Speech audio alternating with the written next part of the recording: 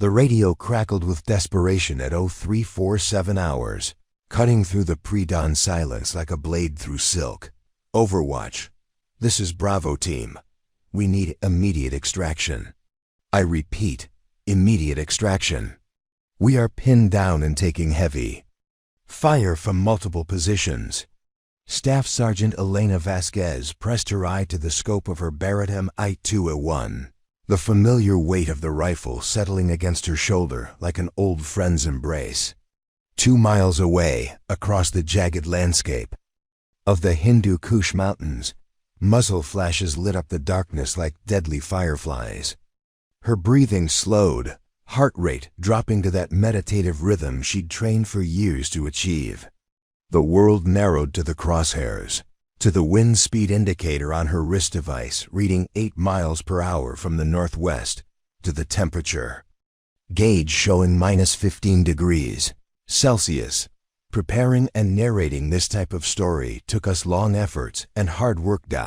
So if you are enjoying the story, please consider subscribing to our channel.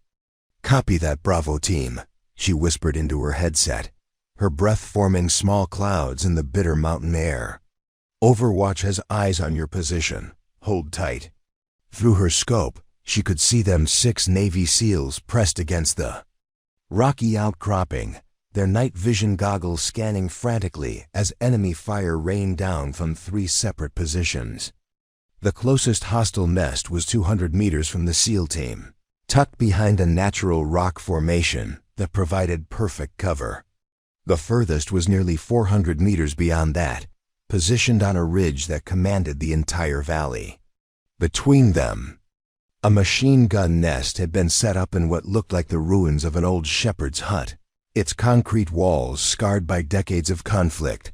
Elena had been lying in her position for 6 hours, ever since intelligence suggested enemy movement in this sector. Her spotter, Corporal Marcus Chen, lay beside her with his own scope, calling out wind adjustments and target confirmations. They'd worked together for 2 years, their partnership forged in the crucible of Afghanistan's unforgiving terrain. Marcus was 23, barely old enough to legally drink back home in Sacramento, but his eyes held the steady focus of someone who'd learned to see death coming from miles away. "Wind's picking up," Marcus whispered, his voice barely audible even to Elena. 9 miles per hour, northwest. Temperature's dropping another degree. Elena made the mental calculations automatically, her mind processing the ballistics like a fabricated computer.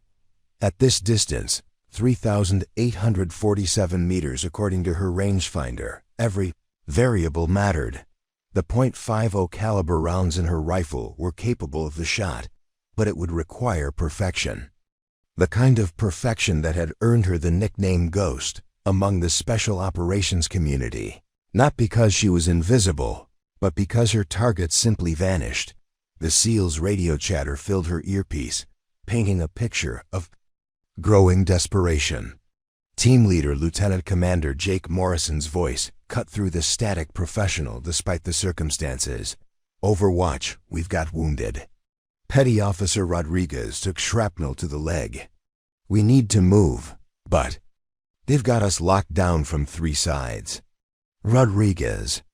Elena knew him from the forward operating base, a 26-year-old from Texas with a wife named Maria and twin daughters he carried pictures of in his helmet.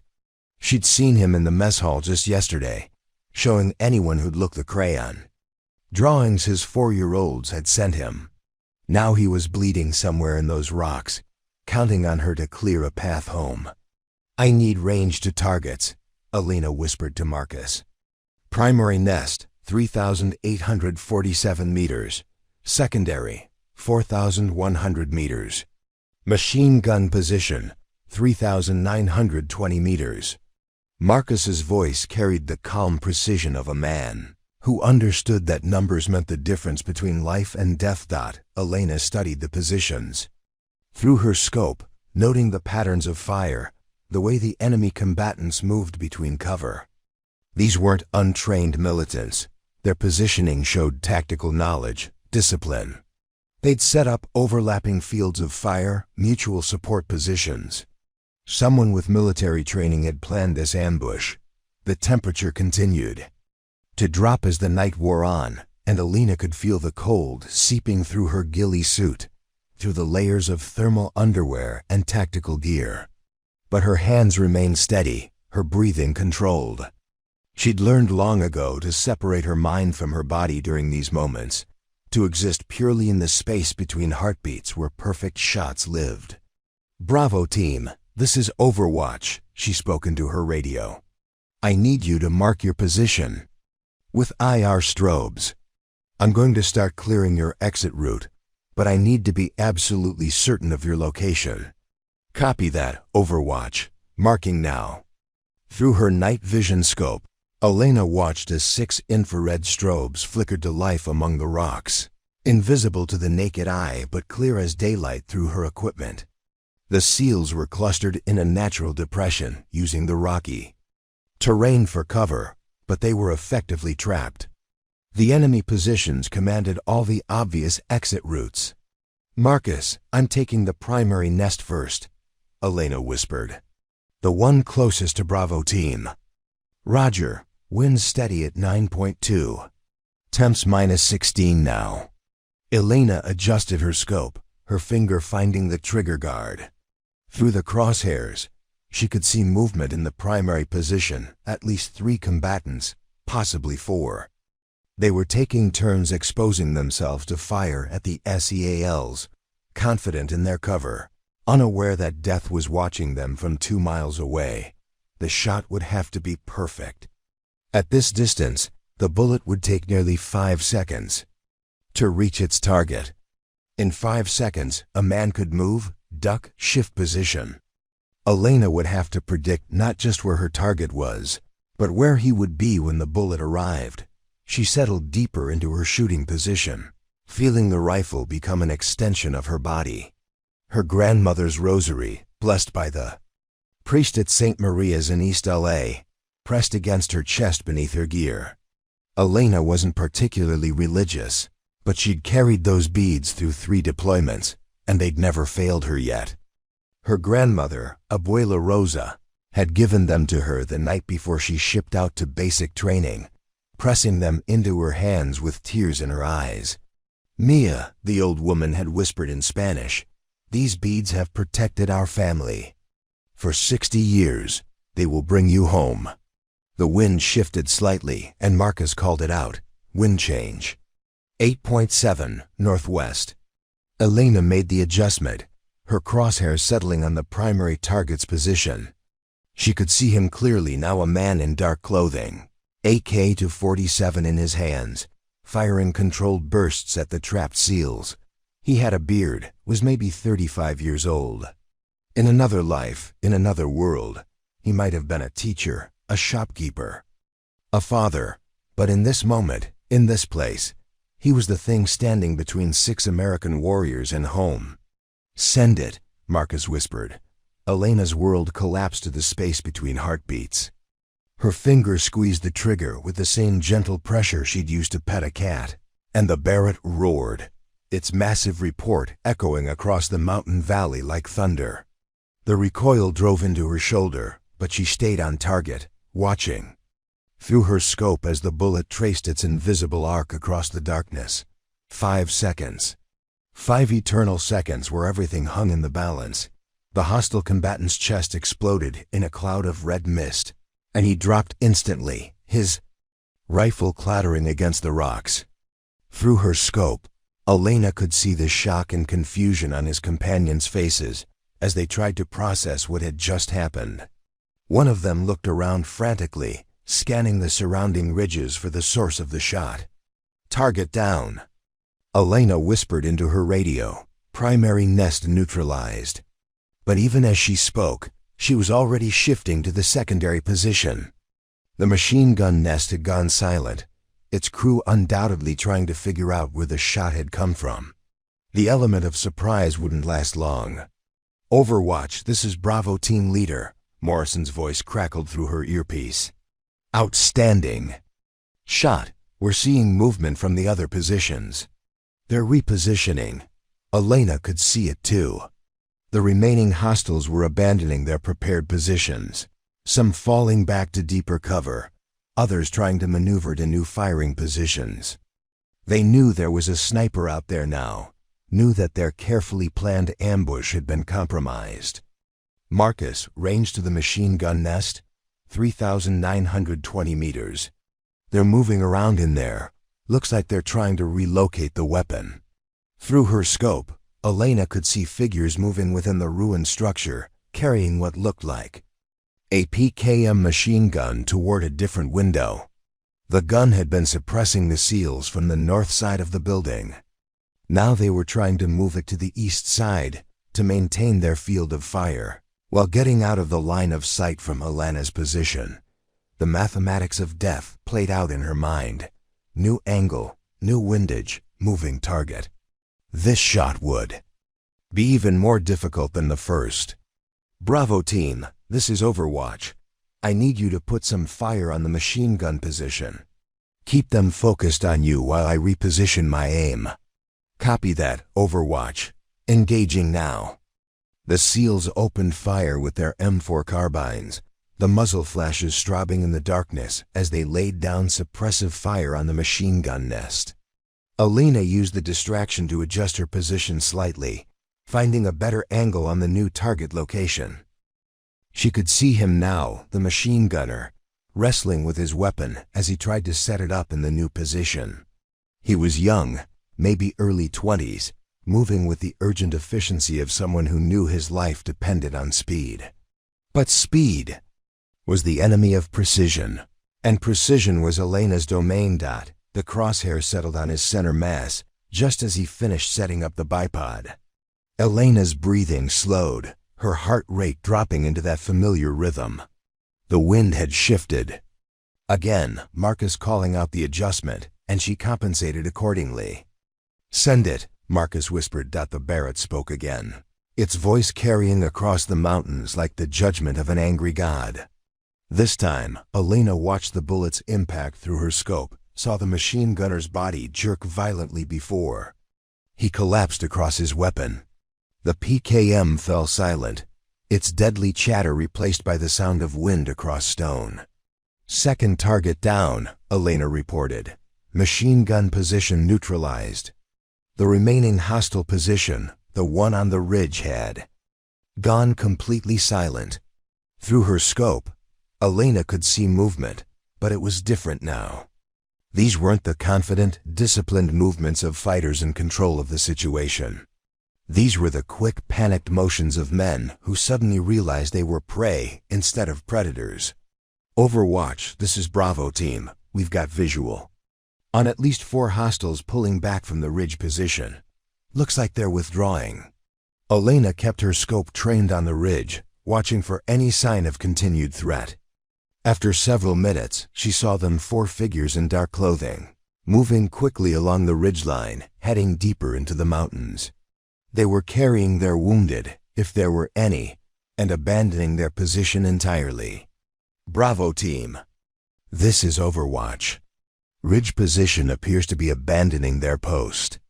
You should have a clear route north along the valley floor." "Copy that, Overwatch. We're moving now. Rodriguez is mobile, but needs medical attention." Elena watched through her scope as the 6 SEALs emerged from their rocky shelter, moving in tactical formation toward their extraction point. Even from 2 miles away, she could see that one of them, Rodriguez, was being supported by his teammates, but he was moving under his own power.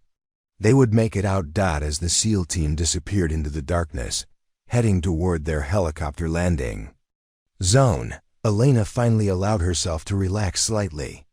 But only slightly. In this business, you stayed alert until everyone was safely home.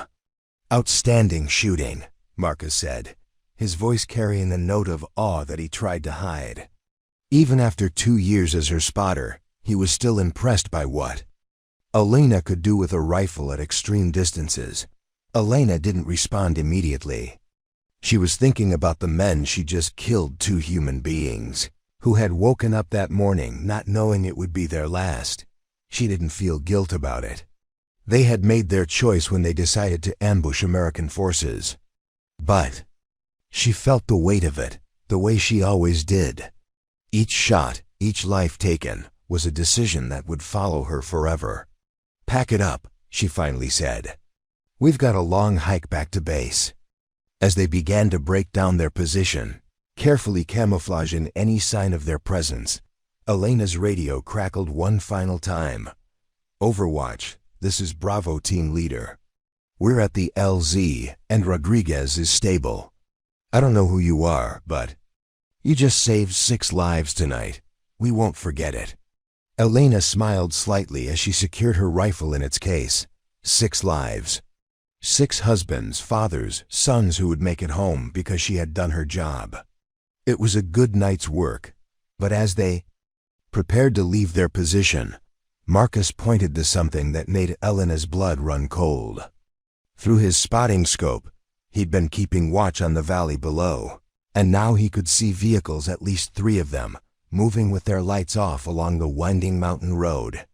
"Elena," he whispered urgently, "we've got company coming. Up the valley, military vehicles moving without lights. This might not be over yet." Elena quickly reassembled her rifle and pressed her eye to the scope. Marcus was right, she could see them now, 3 vehicles moving in convoy formation along the valley road. They were still several miles away, but they were heading directly toward the area where the ambush had taken place. Either these were reinforcements for the hostile she just engaged, or this was a separate threat entirely. "Bravo team, this is Overwatch," she called into her radio. "I need you to hold at the LZ. We have possible hostile reinforcements moving up the valley. 3 vehicles, military configuration." The response came immediately from Morrison. "Copy that, Overwatch. We're holding position. Can you identify the vehicles?" Elena studied the convoy through her scope, trying to make out details in the darkness. The lead vehicle looked like a pickup truck with what appeared to be a heavy machine gun mounted in the bed. The other 2 were harder to identify, but they were moving with the disciplined spacing of a military convoy. "Looks like 1 technical with a heavy weapon, 2 additional vehicles of unknown configuration. They're approximately 4 miles from your position and closing." The question now was whether these new arrivals represented a continuation of the threat to the SEAL team, or if they were responding to investigate the sudden silence from the ambush positions. Either way, Elena realized that her night's work was far from over. As she settled back into her firing position, adjusting her scope to track the approaching convoy, she couldn't help but wonder who these new players were, and how many more lives would hang in the balance before the sun rose over the Hindu Kush. Elena Vasquez had never intended to become one of the deadliest snipers in the United States military. Growing up in East Los Angeles, her childhood dreams had been much simpler: become a teacher like her mother, maybe work with kids in the same neighborhood, where she'd learn to navigate between gang territories and police checkpoints with equal caution.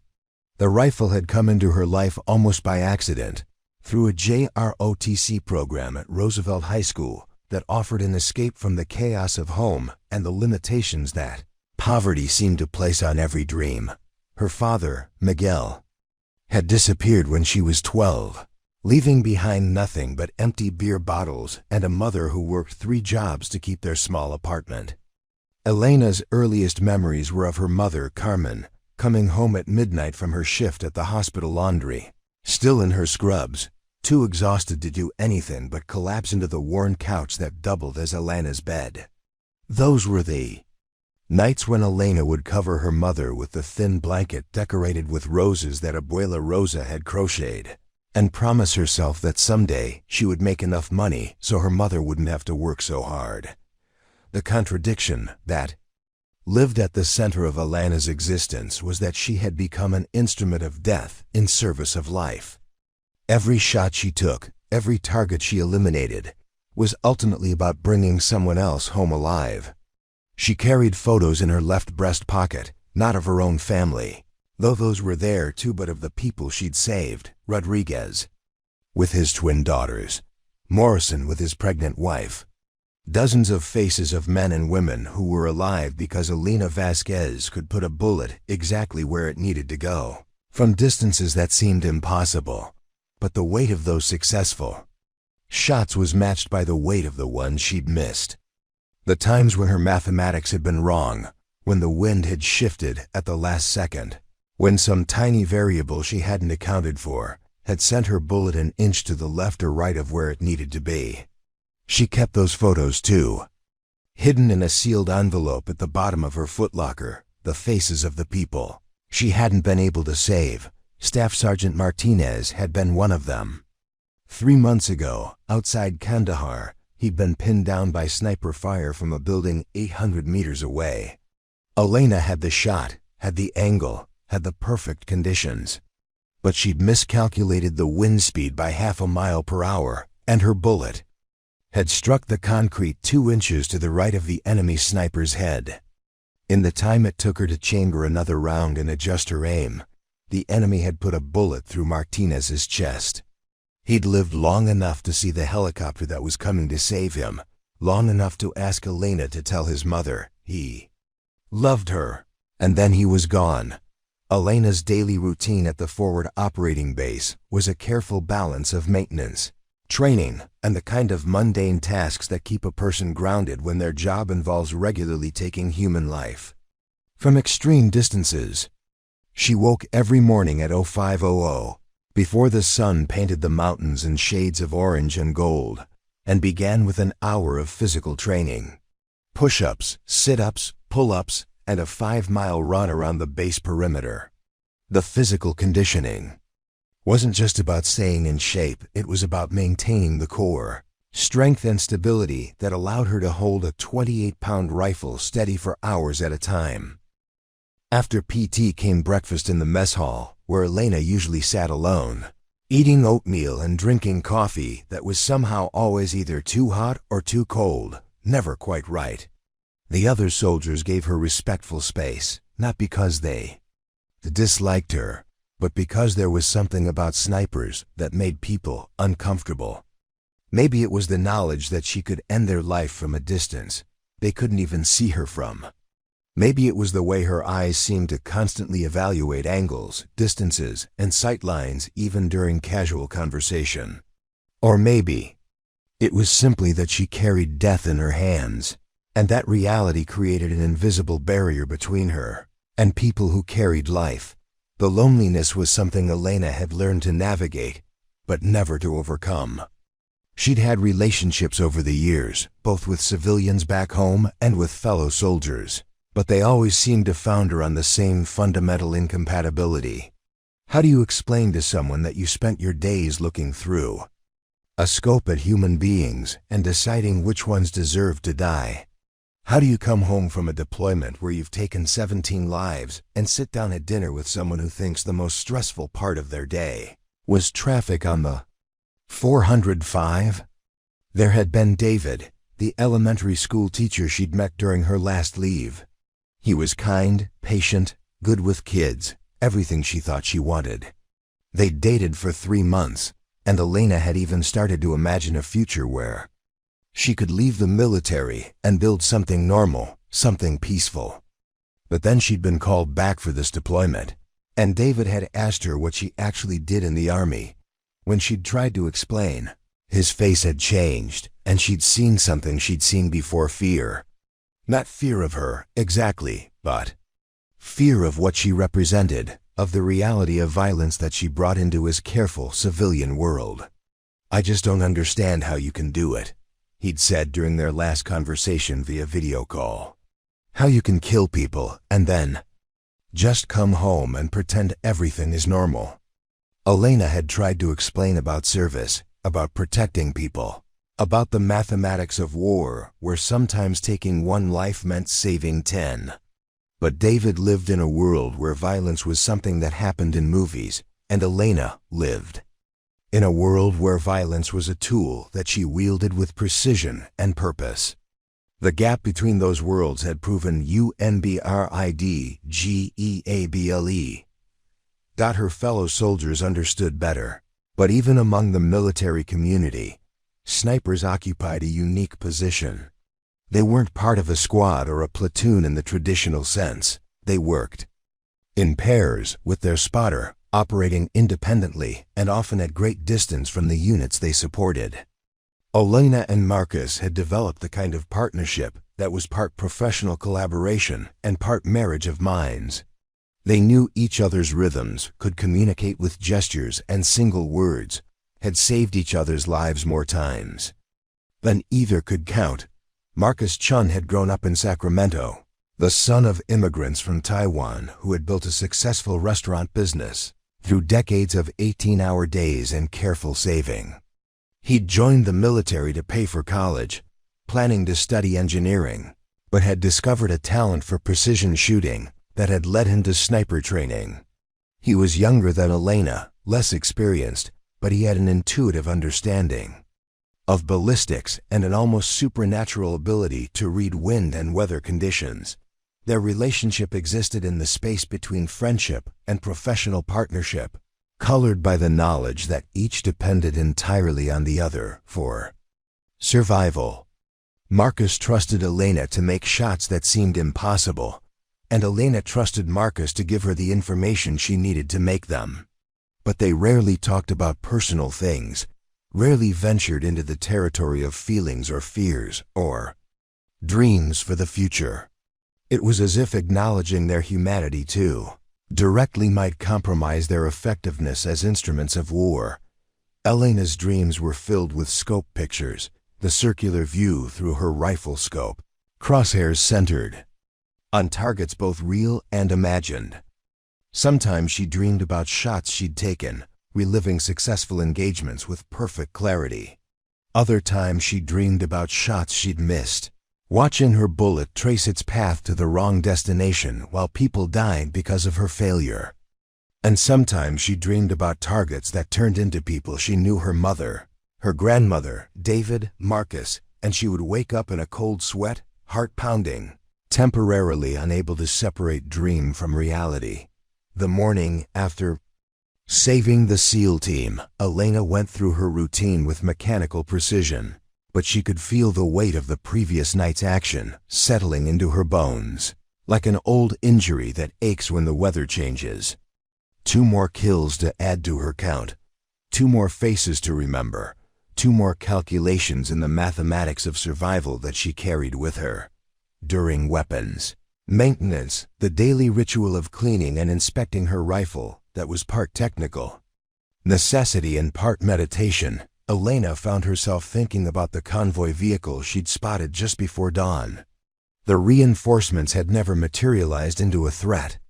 By the time they'd reached the ambush site, the SEALs were long gone, and Elena and Marcus had withdrawn to a secondary observation position. But something about the timing bothered her. The way the convoy had appeared so quickly after the initial engagement was neutralized.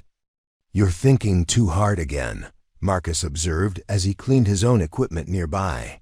"I can practically hear the gears turning." Elena looked up from her rifle, realizing she'd been staring at the same section of the bolt assembly for several minutes without actually seeing it. "Those vehicles last night, they showed up awfully fast for a random patrol. You think they were connected to the ambush?" "Maybe. Or maybe someone was monitoring radio traffic and responded to our engagement." Elena set down her cleaning rod and looked at Marcus directly. "Either way, it suggests better organization than we usually see from the local militant groups." This was the kind of tactical analysis that Elena excelled at, the ability to see patterns and connections that others might miss. But it was also the kind of thinking that could drive a person crazy if they weren't careful, seeing threats everywhere, finding conspiracies and coincidences, living in a constant state of hypervigilance that made normal human interaction nearly impossible. Marcus nodded thoughtfully. "Worth reporting up the chain. Already did. Included it in my after-action report this morning." They finished their equipment maintenance in comfortable silence, each lost in their own thoughts.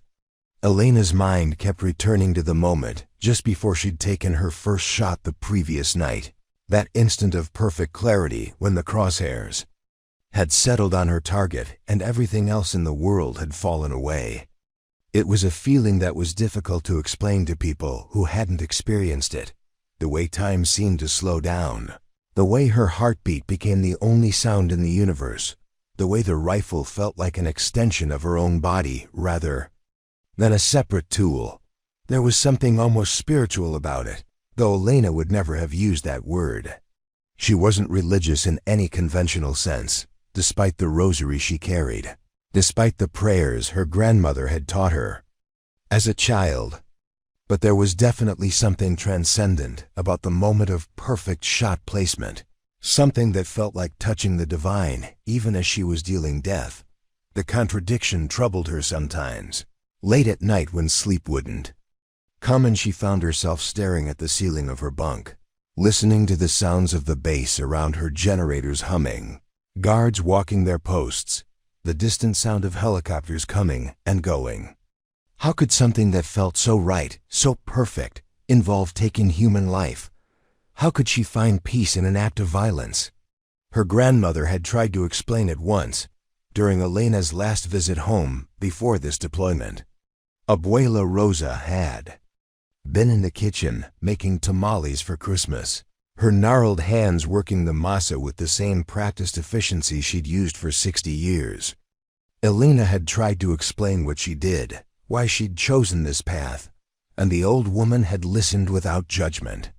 "Mija," she'd finally said, not looking up from her work, "there are wolves in this world, and there are sheep, and there are sheepdogs. The sheep live peaceful lives, but they cannot protect themselves. The wolves prey on the sheep because that is their nature. And the sheepdogs, they have the heart of a sheep, but the fangs of a wolf, and they spend their lives protecting the sheep from the wolves. But I kill people, Abuela. I end lives." The old woman had stopped working then, flour on her hands, and had looked directly at Elena with eyes that held 7 decades of accumulated wisdom. "You end the lives of wolves, Mia, so that sheep can live. There is no sin in protecting the innocent." Elena had carried those words with her ever since, but they didn't always provide comfort during the dark moments when the weight of her choices felt unbearable.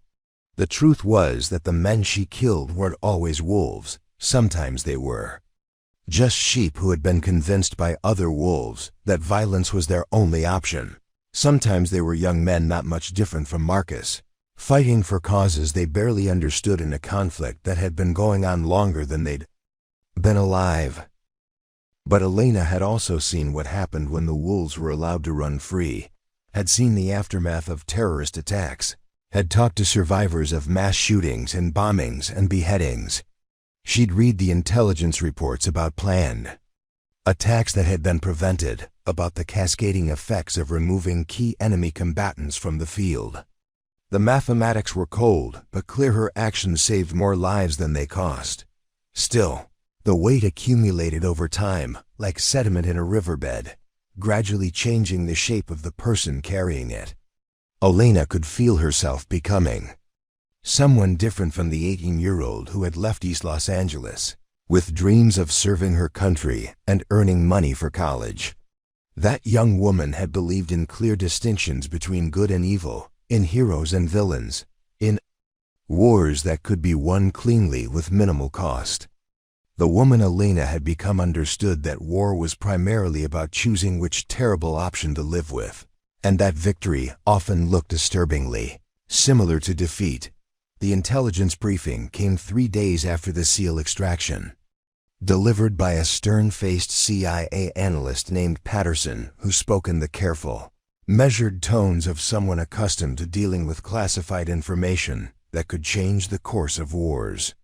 Elena sat in the Forward Operating Base's main briefing room, surrounded by other special operations personnel, listening as Patterson outlined a network of coordinated attacks that painted a picture far more complex than the simple militant ambush she disrupted.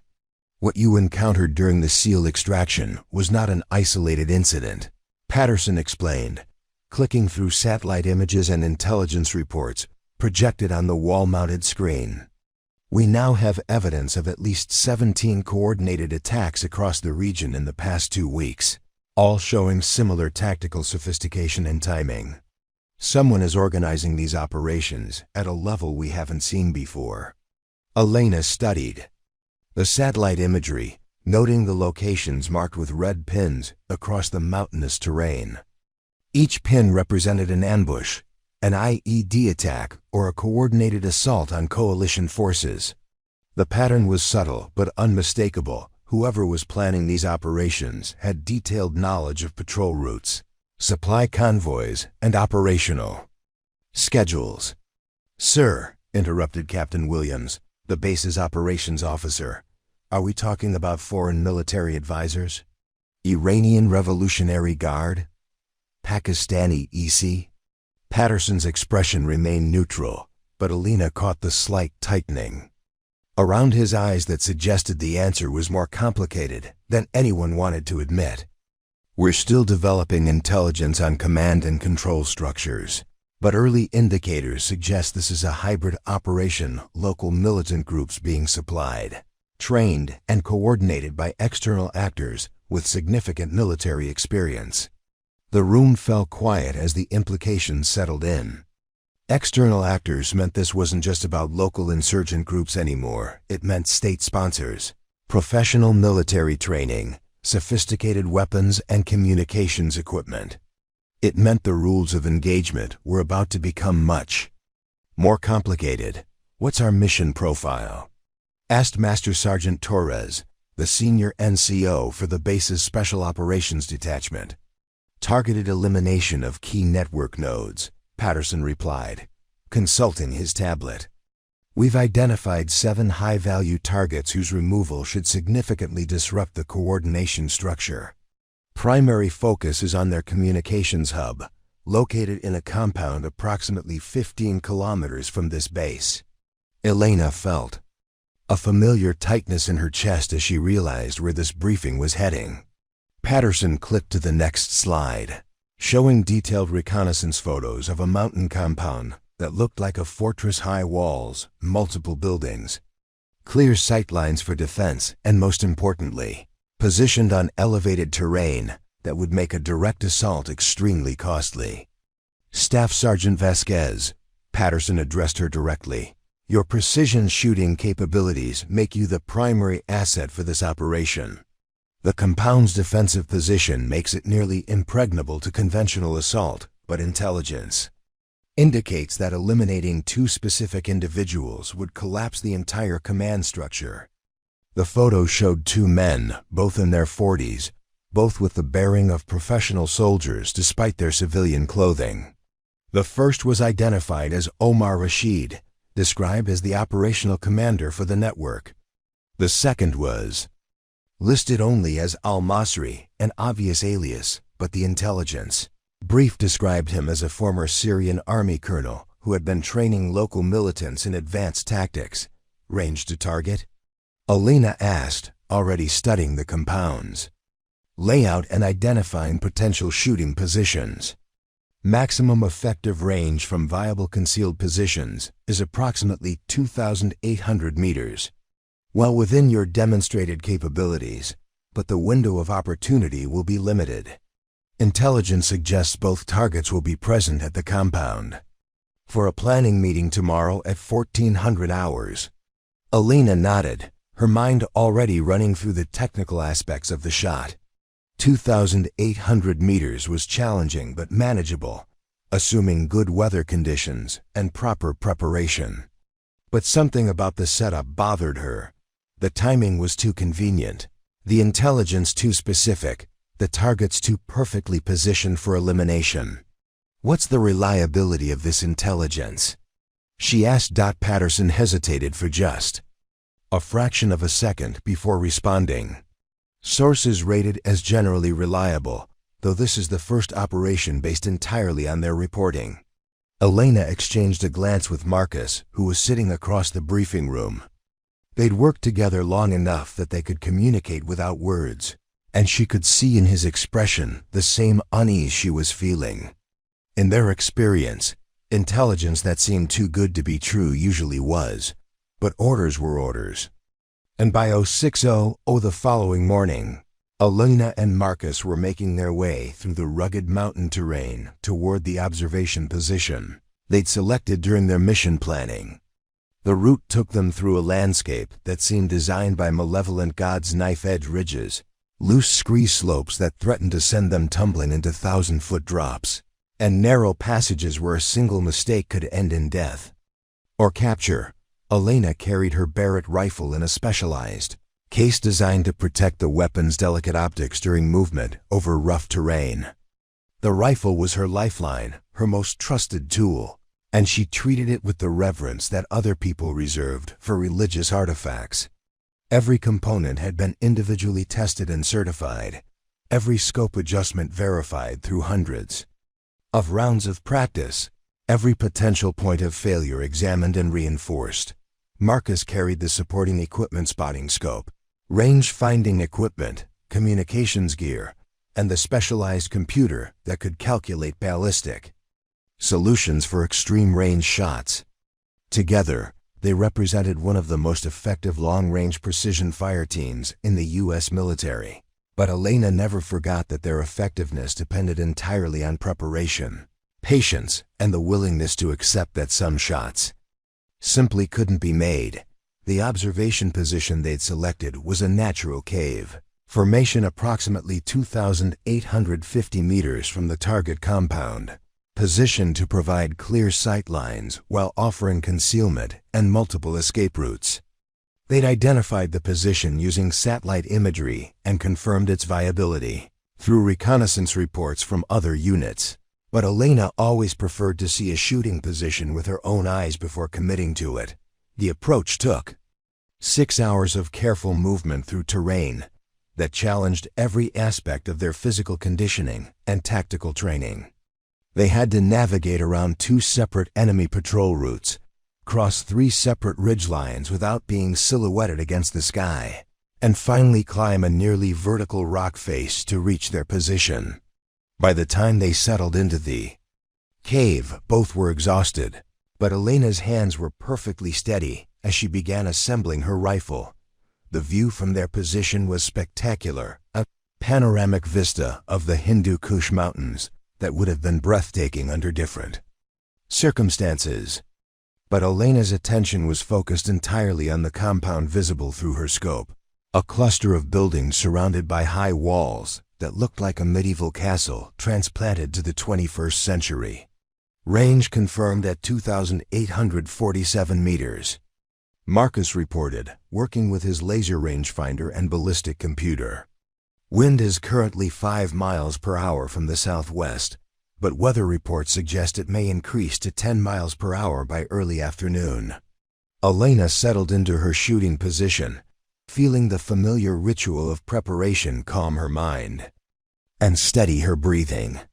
She'd performed these same actions hundreds of times, adjusting the bipod legs for perfect stability, checking the scope's zero, verifying that her rifle's action was functioning smoothly.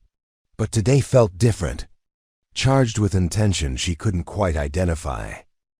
Through her scope, she could see movement within the compound guard's walking patrol routes, vehicles coming and going, the normal activity of a facility that clearly served as more than just a hideout.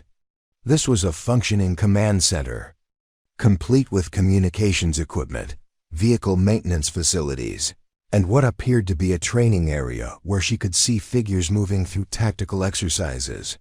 "I count at least 20 combatants in the compound," Elena reported quietly. "This isn't just a meeting location, this is a full operational base." Marcus adjusted his spotting scope and confirmed her assessment. "Copy that. I'm seeing heavy weapons positions on the walls, what looks like a mortar pit in the central courtyard, and at least 3 vehicles that could be rigged as VBIEDs. The intelligence briefing had described a simple compound where 2 high-value targets would meet for a planning session. What Elena was seeing through her scope was a fortress that housed what appeared to be a significant military force. The discrepancy made her increasingly uncomfortable with the mission parameters. "Overwatch Base, this is Sierra 27. Elena spoke into her radio, using her operational call sign. "We're in position and observing the target compound. Request clarification on rules of engagement for additional combatants beyond specified targets." The response came back immediately from the Operations Center. Sierra 27, mission parameters. Remain unchanged. Eliminate specified targets when positive identification is confirmed. Minimize collateral damage. Elena acknowledged the transmission, but the knot in her stomach continued to tighten. Something about this operation felt wrong, though she couldn't articulate exactly what was bothering her. Maybe it was the quality of the intelligence. Maybe it was the setup of the compound. Or maybe it was simply the accumulated weight of too many missions, where the reality on the ground didn't match the briefing slides. At 13:47 hours, Elena spotted movement at the compound's main gate. A convoy of 3 vehicles approached from the access road, moving with the disciplined spacing that indicated military training. Through her scope, she watched as the vehicles passed through the gate and parked in the central courtyard. "Target. Vehicles arriving," Marcus reported. "I count 9 individuals exiting the vehicles, 2 of which match the physical descriptions of our primary targets." Elena shifted her scope to track the individuals as they moved from the vehicles toward the main building. Through the powerful magnification of her optics, she could clearly see the faces of the men she'd been sent to kill. Omar Rashid was exactly as described: medium height, heavy build, distinctive scar on his left cheek from what appeared to be an old wound. Al-Masri was taller, thinner, with the erect posture of a career military officer, even in civilian clothes. But as Elena watched the 2 men enter the building, flanked by their security detail, she noticed something that made her blood run cold. One of the bodyguards was wearing a uniform she recognized, not the standard militant clothing she'd expected, but the distinctive camouflage pattern of the Pakistani army. "Marcus," she whispered urgently, "are you seeing what I'm seeing?" Marcus adjusted his spotting scope and focused on the same area. After a moment, he let out a low whistle. "Pakistani military uniform. This just became a whole lot more complicated." The presence of Pakistani military personnel at the compound raised immediate questions about the nature of the operation Elena had been sent to conduct. Was this a sanctioned Pakistani operation? Were they dealing with rogue elements from Pakistan's inter-services intelligence? Or had the intelligence briefing somehow failed to mention that this target was under Pakistani protection? "Overwatch Base, this is Sierra 27. Elena radioed back to base. "We have positive identification of primary targets, but we also have confirmed Pakistani military presence at the compound. Request immediate clarification of mission parameters." The radio silence that followed was longer than Elena had expected, suggesting that her report was being elevated through the chain of command for decisions above the pay grade of the Operations Center staff. When the response finally came, was in the voice of Colonel Morrison, the base commander himself. "Sierra 27, this is Overwatch Base Actual. Mission parameters remain unchanged. Pakistani presence is noted, but does not affect targeting authorization for specified individuals." Elena felt a chill that had nothing to do with the mountain air. The colonel's response suggested that higher command was either aware of the Pakistani presence and had chosen not to mention it, or they were making tactical decisions in real time without full consideration of the political implications. "Sir, request clarification on rules of engagement regarding Pakistani personnel. Sierra 27, you are authorized to engage primary targets as planned. Minimize engagement with non-target personnel." "How copy?" Elena understood the message clearly. "Take the shot, complete the mission, and worry about the political fallout later." But the presence of Pakistani military personnel meant that this operation could easily escalate into an international incident, especially if shooting started and the Pakistani soldiers decided to defend the compound. Through her scope, Elena watched as the targets moved through the main building. occasionally visible through windows as they conducted their meeting. She had clear shots available, the kind of precision targeting that she'd built her reputation on. But for the first time in her career, she found herself hesitating, not because of the technical difficulty of the shot, but because of the potential consequences of taking it. "Elena," Marcus said quietly, "we've got movement on the perimeter. Looks like they're posting additional security." Elena shifted her scope to scan the compound's walls and saw what Marcus had spotted: additional guards taking positions at key points around the perimeter, including what appeared to be a sniper position on the compound's highest tower. The defensive posture was shifting from routine security to something approaching combat readiness. "They know we're here," Elena realized. "Or at least they suspect." As if to confirm her assessment, she saw one of the guards on the wall raise a pair of binoculars and begin scanning the surrounding ridgelines. The sweep pattern was methodical, professional, and it was heading directly toward their position. "Time to go," Marcus said, beginning to pack his equipment, but Elena remained motionless behind her rifle, crosshairs centered on the window where she could see Omar Rashid in conversation with al-Masri. The shot was their clear sight line, stable. Platform, known conditions. She could end this mission right now with 2 precisely placed rounds, eliminating the targets and withdrawing before the compound security forces could locate and engage them. The weight of the Barrett rifle felt familiar against her shoulder, the scope picture clear and steady. But for the first time in her career, Elena found herself questioning whether the shot she was being asked to take was the right one. The presence of Pakistani military personnel suggested layers of complexity that the intelligence briefing had either missed or deliberately omitted. Taking these shots could trigger a chain of events that extended far beyond the tactical situation she was facing. Through her earpiece, Elena could hear radio chatter from the operations center discussing helicopter support and extraction procedures. The mission was moving forward according to plan, and everyone expected her to take the shots that would complete the objective. But as she watched the targets through her scope, Elena realized that this decision would define not just the success or failure of the mission, but potentially her entire future in the military. The guards continued their sweep of the surrounding ridgelines, and Elena knew that their window of opportunity was closing rapidly. In a few minutes, their position would be compromised, and they would have to withdraw without completing the mission. The choice was becoming binary: take the shots now, or accept mission failure and all the consequences that would follow. "Elena," Marcus whispered urgently, "we need to make a decision. That guard sweep is getting close." Elena's finger moved to the trigger guard of her rifle, muscle memory taking over as years of training prepared her body for the familiar sequence of actions. That would send a .50 caliber bullet across nearly 3 kilometers of mountain air.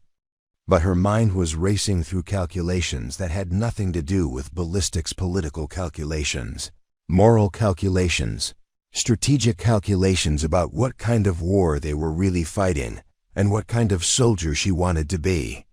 Crosshairs remained steady on Omar Rashid's center mass as Elena faced the most difficult decision of her military career. Take the shot that her training, her orders, and her chain of command expected, or trust her instincts that something about this mission was fundamentally wrong. The seconds stretched out like hours as Elena held her position, finger on the trigger, watching her target through the scope while Pakistani soldiers patrolled the compound below and enemy guards swept the ridgelines searching for her position. The entire war seemed to balance on this moment, on this decision, on whether she would trust her orders or trust her conscience. "Contact," Marcus said suddenly. "Guard post at 2 o'clock has us spotted. They're calling it in." Through her scope, Elena could see increased activity in the compound as the security alert spread. Guards were running to defensive positions. Vehicles were starting up, and most importantly, her primary targets were being moved away from the windows toward more secure locations within the building. The moment of decision had passed. taken away from her by the tactical situation on the ground. But as Elena began to pack her rifle for immediate withdrawal, she realized that she felt relief rather than disappointment at the missed opportunity. "Sierra 2-7, this is Overwatch Base," crackled through her radio. "What's your status?" "Overwatch Base, this is Sierra 2-7. Position compromised. Targets have moved to secure locations. Initiating withdrawal procedures." The response was immediate and sharp. "Sierra 2-7, maintain position and wait for target reacquisition. Extraction. Support is standing by." Elena exchanged a look with Marcus as they continued packing their equipment. The order to maintain position was tactically unsound. Their location was compromised. Enemy forces were actively searching for them, and staying in place would only increase the chances of capture or elimination. But it was also a direct order from her chain of command. "Overwatch Base, this is Sierra 2-7. Tactical situation requires immediate withdrawal. Enemy forces are conducting active search of our position. Sierra 2-7, you are ordered to maintain position and complete the mission." "How copy?" Elena felt the weight of command authority pressing against her tactical judgment and personal instincts. She had been given a direct order to remain in a compromised position and complete a mission that she increasingly believed was based on flawed intelligence and potentially catastrophic political assumptions. "Marcus," she said quietly, "what do you think?" Marcus finished securing his equipment and looked back toward the compound, where they could see armed figures beginning to move in their direction. "I think we're about to find out what kind of soldiers we really are." Elena made her decision. "Overwatch Base, this is Sierra 2-7. We are withdrawing to secondary position. We'll re-engage when tactical situation permits." The radio erupted with angry demands for clarification, orders to maintain position, and threats of disciplinary action.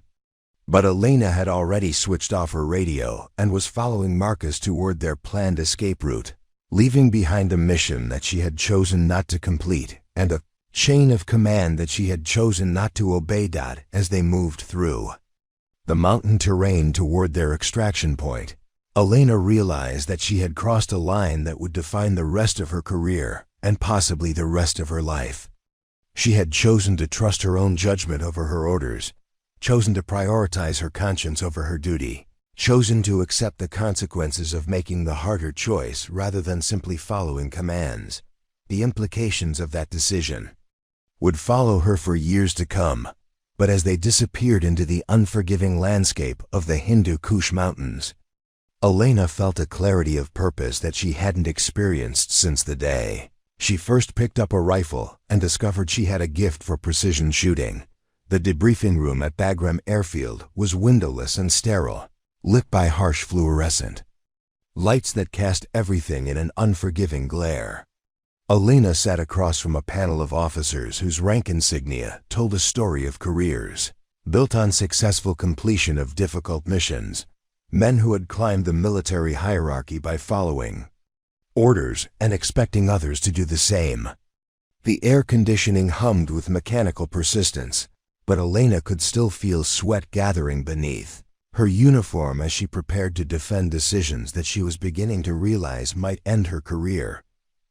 Colonel Morrison sat in the center of the panel, his expression carefully neutral, but his eyes carrying the cold disappointment of a commander who had expected routine completion of a precision strike mission and instead received a tactical withdrawal and incomplete objectives. To his right sat Lieutenant Colonel Patterson, the CIA analyst who had briefed the mission, and to his left was Brigadier General Hayes, whose presence indicated that Elena's decision to abort the mission had attracted attention at levels far above her pay grade. "Staff Sergeant Vasquez," Colonel Morrison began, consulting the tablet in front of him. "Your after-action report states that you withdrew from the target area due to tactical concerns about mission parameters and Pakistani military presence. I need you to explain exactly what you mean by that." Elena had spent the 3 days since the mission writing and rewriting her report, trying to articulate the combination of tactical assessment and moral uncertainty that had led to her decision. But sitting in this room, facing these officers, she realized that no amount of careful wording could disguise the fundamental reality that she had disobeyed a direct order. "Sir," the intelligence briefing described a meeting between two high-value targets at a simple compound. What we observed on site was a fortified military installation with significant defensive capabilities, heavy weapons positions, and confirmed Pakistani military personnel providing security. The tactical situation did not match the mission parameters, and engagement would have likely resulted in an international incident. General Hayes leaned forward, his voice carrying the authority of someone accustomed to making strategic decisions with global implications. "Staff Sergeant, are you suggesting that our intelligence assessment was flawed?"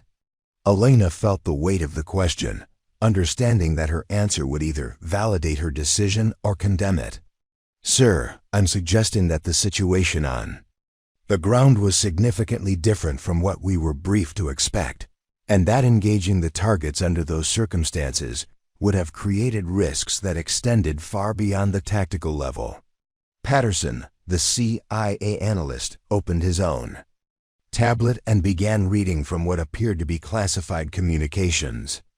"Staff Sergeant Vasquez, we have intercepted communications indicating that your presence was detected by compound security forces, and that your withdrawal allowed both primary targets to escape the area entirely. Omar Rashid and Al-Masri have since disappeared from our surveillance, and the entire network has gone to ground." The weight of that information settled over Elena like a physical pressure. Her decision to withdraw hadn't just resulted in mission failure, it had allowed the primary targets to escape entirely, potentially saving their lives at the cost of unknown future American casualties. "Furthermore," Patterson continued, "we now have confirmed intelligence that the network was planning a coordinated attack on 3 coalition bases, including this one. The window for preventing that attack was dependent on eliminating the command structure you were tasked to neutralize." Elena felt her carefully constructed justification beginning to crumble. If Patterson was correct, her decision to trust her instincts over her orders hadn't just been tactically questionable, it had potentially cost lives. But something about the timing of this intelligence bothered her, the way crucial information seemed to emerge only after her decision to abort the mission. "Sir," Elena said carefully, "when was this intelligence about the planned attack received? Was it available during the original mission briefing?" The slight pause before Patterson's response told Elena everything she needed to know. "This intelligence was developed through sources that became available after your mission timeline." Marcus, who had been sitting silently beside Elena throughout the debriefing, suddenly spoke up.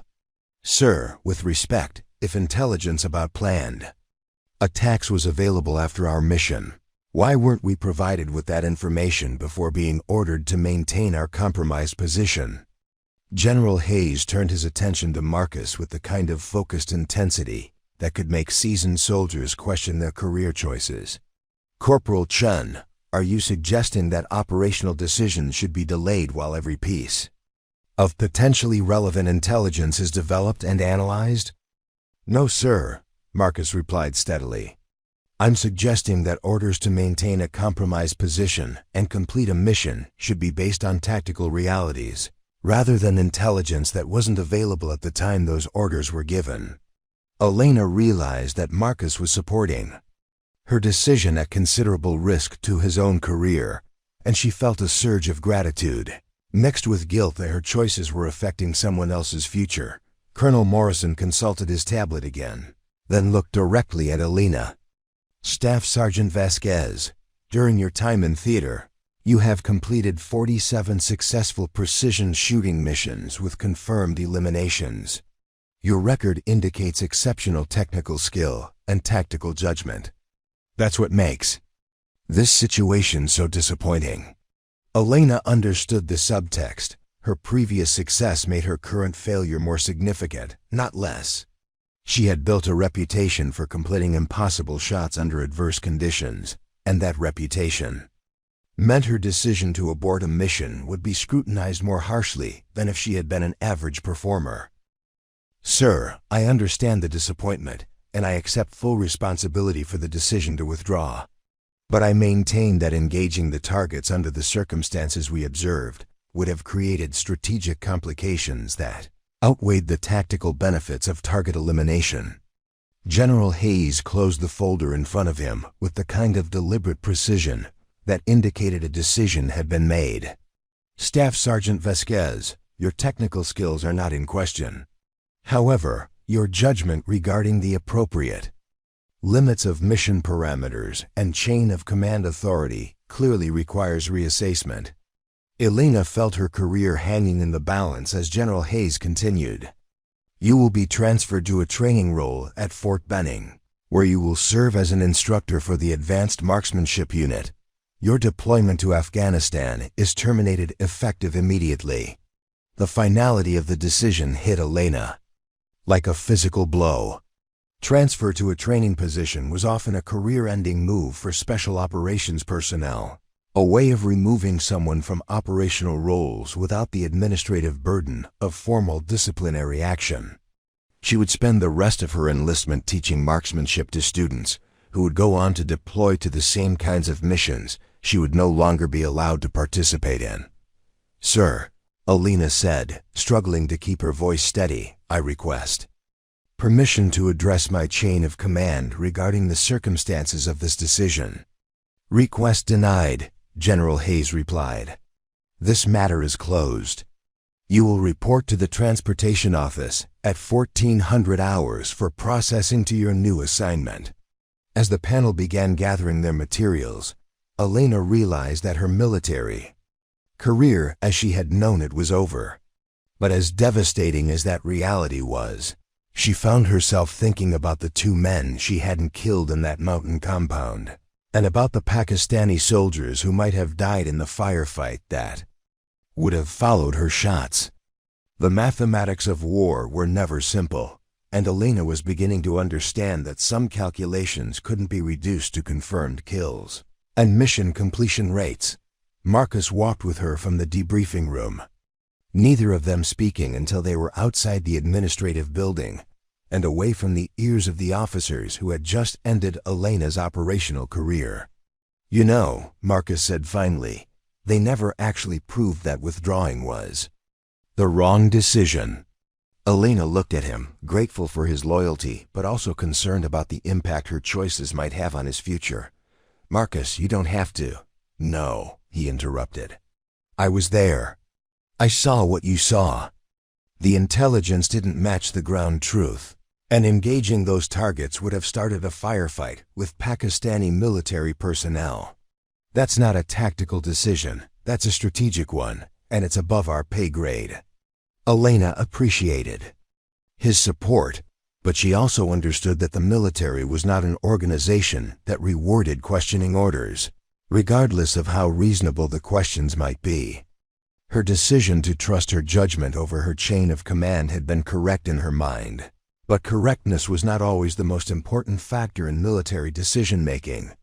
Over the following days, as Elena processed through the administrative requirements for her transfer, she began to receive visits from other personnel who had heard about her situation.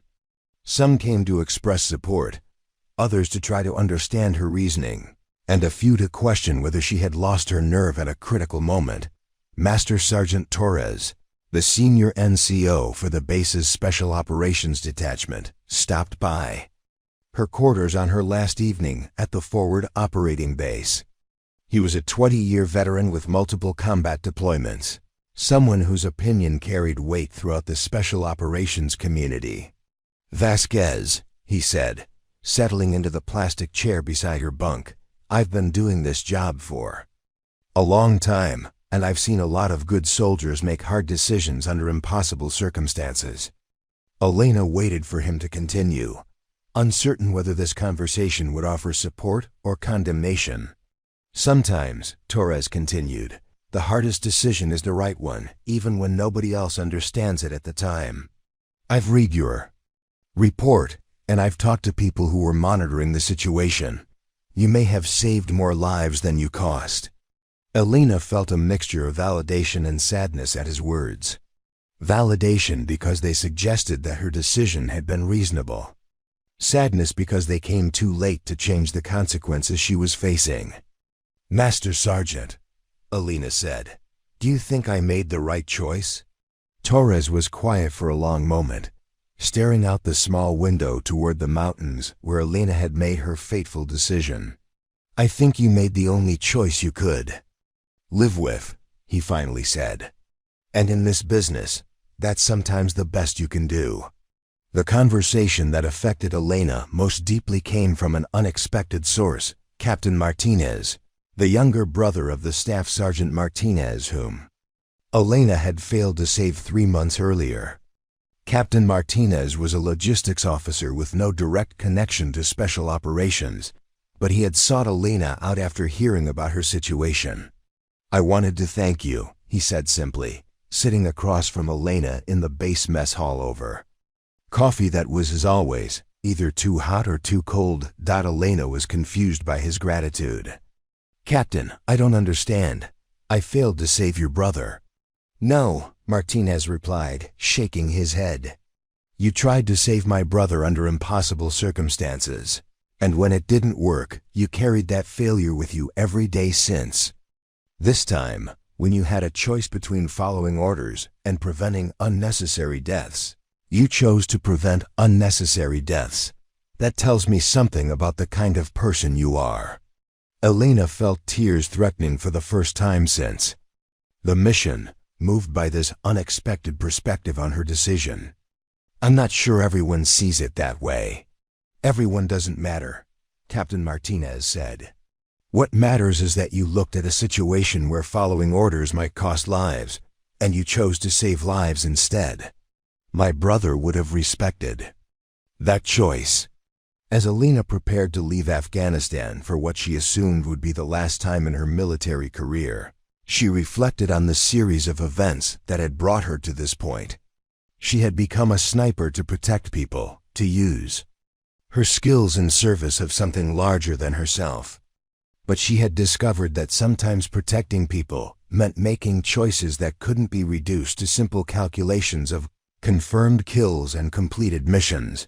The flight to Fort Benning was long and uncomfortable, filled with soldiers rotating home from deployments, some celebrating successful tours, others carrying visible and invisible wounds from their service. Elena found herself wondering about the 2 men she hadn't killed, about whether they were planning more attacks or simply trying to survive in a conflict that had consumed their country for decades. But she also thought about the SEALs she had saved during that first mission, about Rodriguez with his twin daughters, about Morrison with his pregnant wife. Those were lives that had been preserved through her actions, families that would remain whole because she had been able to make shots that others couldn't. The contradiction that had always existed at the center of Elena's service, that she dealt death in order to preserve life, had evolved into something more complex. Now she understood that sometimes preserving life meant refusing to deal death, even when ordered to do so. It was a lesson that would define her approach to military service for the rest of her career, however long that might be. As the transport aircraft began its descent toward Georgia, Elena realized that although her career as an operational sniper was ending, her understanding of what it meant to serve was just beginning. The lessons learned in the mountains of Afghanistan would follow her wherever her path led next, and the weight of the decisions she had made would continue to shape the person she was becoming. Fort Benning, Georgia, was a universe away from the stark mountains of Afghanistan, but Elena discovered that the echoes of war followed her across continents and time zones with persistent precision. The Advanced Marksmanship Unit occupied a series of modern buildings surrounded by carefully maintained ranges where the science of precision shooting was taught to the military's most promising marksmen. Here, in the humid Georgia heat that made her CU uniform cling uncomfortably to her skin, Elena began the strange process of transforming from someone who took lives to someone who taught others how to take lives more effectively. The irony was not lost on her that her punishment for refusing to kill had been assignment to a position where she would spend every day teaching killing techniques to soldiers who would deploy to the same kinds of missions she would no longer be allowed to conduct. But as Elena settled into her new role, she began to discover that teaching offered its own form of purpose, its own way of protecting the people she cared about. Her first class consisted of 12 soldiers, Marines and Navy personnel who had been selected for advanced sniper training based on their performance in basic marksmanship programs. They ranged in age from 19 to 32, came from every corner of America, and shared only their demonstrated ability to place bullets precisely where they intended them to go. Elena studied their files before the first day of instruction, learning their backgrounds, their reasons for volunteering for sniper training, their fears and motivations. Private First Class Johnson was 19 years old, from rural Montana, who had grown up hunting with his grandfather and could consistently hit targets at 600 meters with iron sights. Sergeant Williams was a former Marine who had served 2 deployments in Iraq before transferring to the Army and requesting sniper school. Petty Officer Chen, no relation to Marcus, was a Navy SEAL who needed advanced precision shooting skills for maritime operations. As Elena stood before her first class in the sterile environment of Classroom C, looking at 12 faces that reminded her of herself at various stages of her career, she realized that her role as an instructor would require her to confront every aspect of what she had learned about the reality of precision shooting in combat. These students were not here to learn target shooting. They were here to learn how to kill human beings at extreme range with technical precision and moral clarity. "My name is Staff Sergeant Vasquez," she began, her voice carrying across the classroom with the authority of someone who had done the job these students were training for. "Over the next 8 weeks, you will learn the technical skills necessary to engage targets at ranges up to 1,500 meters. You will master ballistics, calculations, environmental factors, equipment maintenance, and tactical employment of precision fire systems." She paused, studying the faces before her, seeing in their expressions the same mixture of excitement and nervousness she had felt during her own training years earlier. These were good soldiers, committed to their service, eager to learn skills that would make them more effective in combat. But Elena also knew that most of them had no real understanding of what they were signing up for. "But before we discuss technical matters," Elena continued, "I want you to understand something that no training manual will teach you. Every shot you take in combat will follow you for the rest of your life. Every target you engage will become a part of who you are as a person. The technical skills I teach you are tools. How you use those tools will define not just your effectiveness as a soldier, but your ability to live with yourself when your service is complete." The classroom was completely silent, her students hanging on every word. Elena could see in their faces that this was not the kind of introduction they had expected from a marksmanship instructor. "I have taken 47 lives in service to my country," Elena said, the number falling from her lips with the weight of accumulated experience. "Each of those deaths was justified by the tactical situation, authorized by my chain of command, and necessary for the protection of American lives. But justification, authorization, and necessity do not eliminate the moral weight of taking human life. They simply provide a framework for living with that weight." Private Johnson raised his hand tentatively. "Staff Sergeant, how do you deal with that weight?" Elena considered the question carefully, aware that her answer would set the tone for everything that followed in their training. "You deal with it by understanding that precision shooting is not about killing, it's about protecting. Every shot you take should be motivated by the desire to preserve life, not end it. When that motivation changes, when killing becomes easier than protecting, you need to find a different job." Over the following weeks, Elena developed a teaching methodology that combined technical excellence with moral foundation. Her students learned ballistics and environmental factors and equipment maintenance, but they also learned about the psychological realities of combat shooting, the ethical frameworks that govern the use of lethal force, and the support systems they would need to maintain their humanity in an inhumane profession. Elena discovered that teaching required her to articulate ideas she had never fully examined during her operational career. When Private Johnson struggled with a complex ballistics calculation, Elena found herself explaining not just the mathematics, but the philosophical reasoning behind the precision, that every variable mattered because every shot represented a human life, and human lives deserved the respect of perfect preparation. When Sergeant Williams questioned whether extreme-range shooting was ethical, Elena guided the class through a discussion of proportionality, discrimination, and military necessity that helped them understand the moral framework within which they would operate. These were conversations that Elena had never had during her own training, but she realized they were essential for producing not just effective snipers, but snipers who could maintain their humanity throughout their careers. The revelation that transformed Elena's understanding of her new role came during a practical exercise in week 4 of the course. Her students were conducting live-fire training at the 1,000-meter range, working on advanced shooting positions and environmental compensation. Elena was observing through spotting scopes, providing real-time feedback on shooting techniques and ballistic calculations. Petty Officer Chun was struggling with a particularly challenging shot crosswind conditions, mirage effects, and a small target that required precise shot placement. He had fired 3 rounds, each missing by small margins, and Elena could see his frustration building with each failed attempt.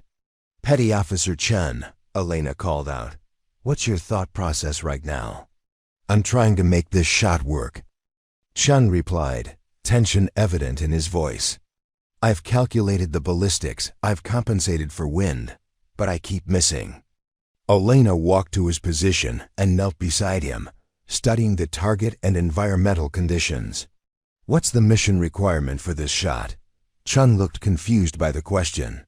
"Hit the target, Staff Sergeant." "Wrong answer," Elena said. Firmly, "The mission requirement is to protect the lives of friendly forces by eliminating a threat. If you can't make this shot with confidence, what are your alternatives?" Chun considered the question, and Elena could see understanding beginning to dawn in his expression. "Find a different position, wait for better conditions, or request different assets." Exactly. Precision shooting is not about proving you can make impossible shots. It's about understanding when to take shots and when not to take them. Sometimes the most important decision a sniper makes is the decision not to shoot. The lesson resonated throughout the class, and Elena realized that she was teaching something that went beyond technical marksmanship. She was teaching judgment, wisdom, the kind of tactical and moral decision-making that could save lives in ways that had nothing to do with confirmed kills. As her students progressed through the course, Elena began to see them develop not just as marksmen, but as thoughtful professionals who understood the weight of their chosen specialty. They learned to question their orders when appropriate, to consider the broader implications of their actions, and to prioritize the preservation of life over the completion of missions. The transformation was most evident in Private Johnson, the young soldier from Montana who had entered the course with exceptional natural shooting ability but limited understanding of the complexities of military service. During a final exercise that required him to make a simulated precision shot in a scenario involving civilian casualties, Johnson made the decision to abort the shot rather than risk collateral damage. "Staff Sergeant," he reported during the after-action review, "I had a clear shot on the target, but the civilian position made engagement too risky. I recommend repositioning or finding alternative methods of target elimination." Elena felt a surge of pride that was deeper than anything she had experienced during her operational career. Johnson had learned the most important lesson she could teach: That sometimes the most courageous decision a soldier could make was the decision not to fight. The success of Elena's teaching methods began to attract attention from higher levels of command. Her students consistently scored higher on both technical assessments and ethical reasoning evaluations than students from other instructors. More importantly, her graduates deployed to combat zones and consistently made tactical decisions that protected both enemy civilians and friendly forces. 6 months into her assignment at Fort Benning, Elena received a visit from Colonel Patricia Hayes, the sister of the brigadier general who had ended her operational career. Colonel Hayes was a career infantry officer who had recently been assigned as the commanding officer of the advanced marksmanship unit, and she wanted to discuss Elena's teaching approach. "Staff Sergeant Vasquez," Colonel Hayes said, settling into the chair across from Elena's desk in the small office she had been assigned. "I've been reviewing the performance reports from your students, and I'm seeing some interesting patterns." Elena waited for the colonel to continue, uncertain whether this conversation would be positive or negative. "Your students consistently demonstrate superior decision-making in complex scenarios," Colonel Hayes continued. "They're more likely to consider civilian casualties, more likely to question orders when appropriate, and more likely to recommend alternative tactics when direct engagement is problematic. How are you producing these results?" Elena considered her response carefully, aware that her teaching methods departed significantly from standard military instruction. "Ma'am, I'm teaching them that precision shooting is fundamentally about preserving life, not taking it.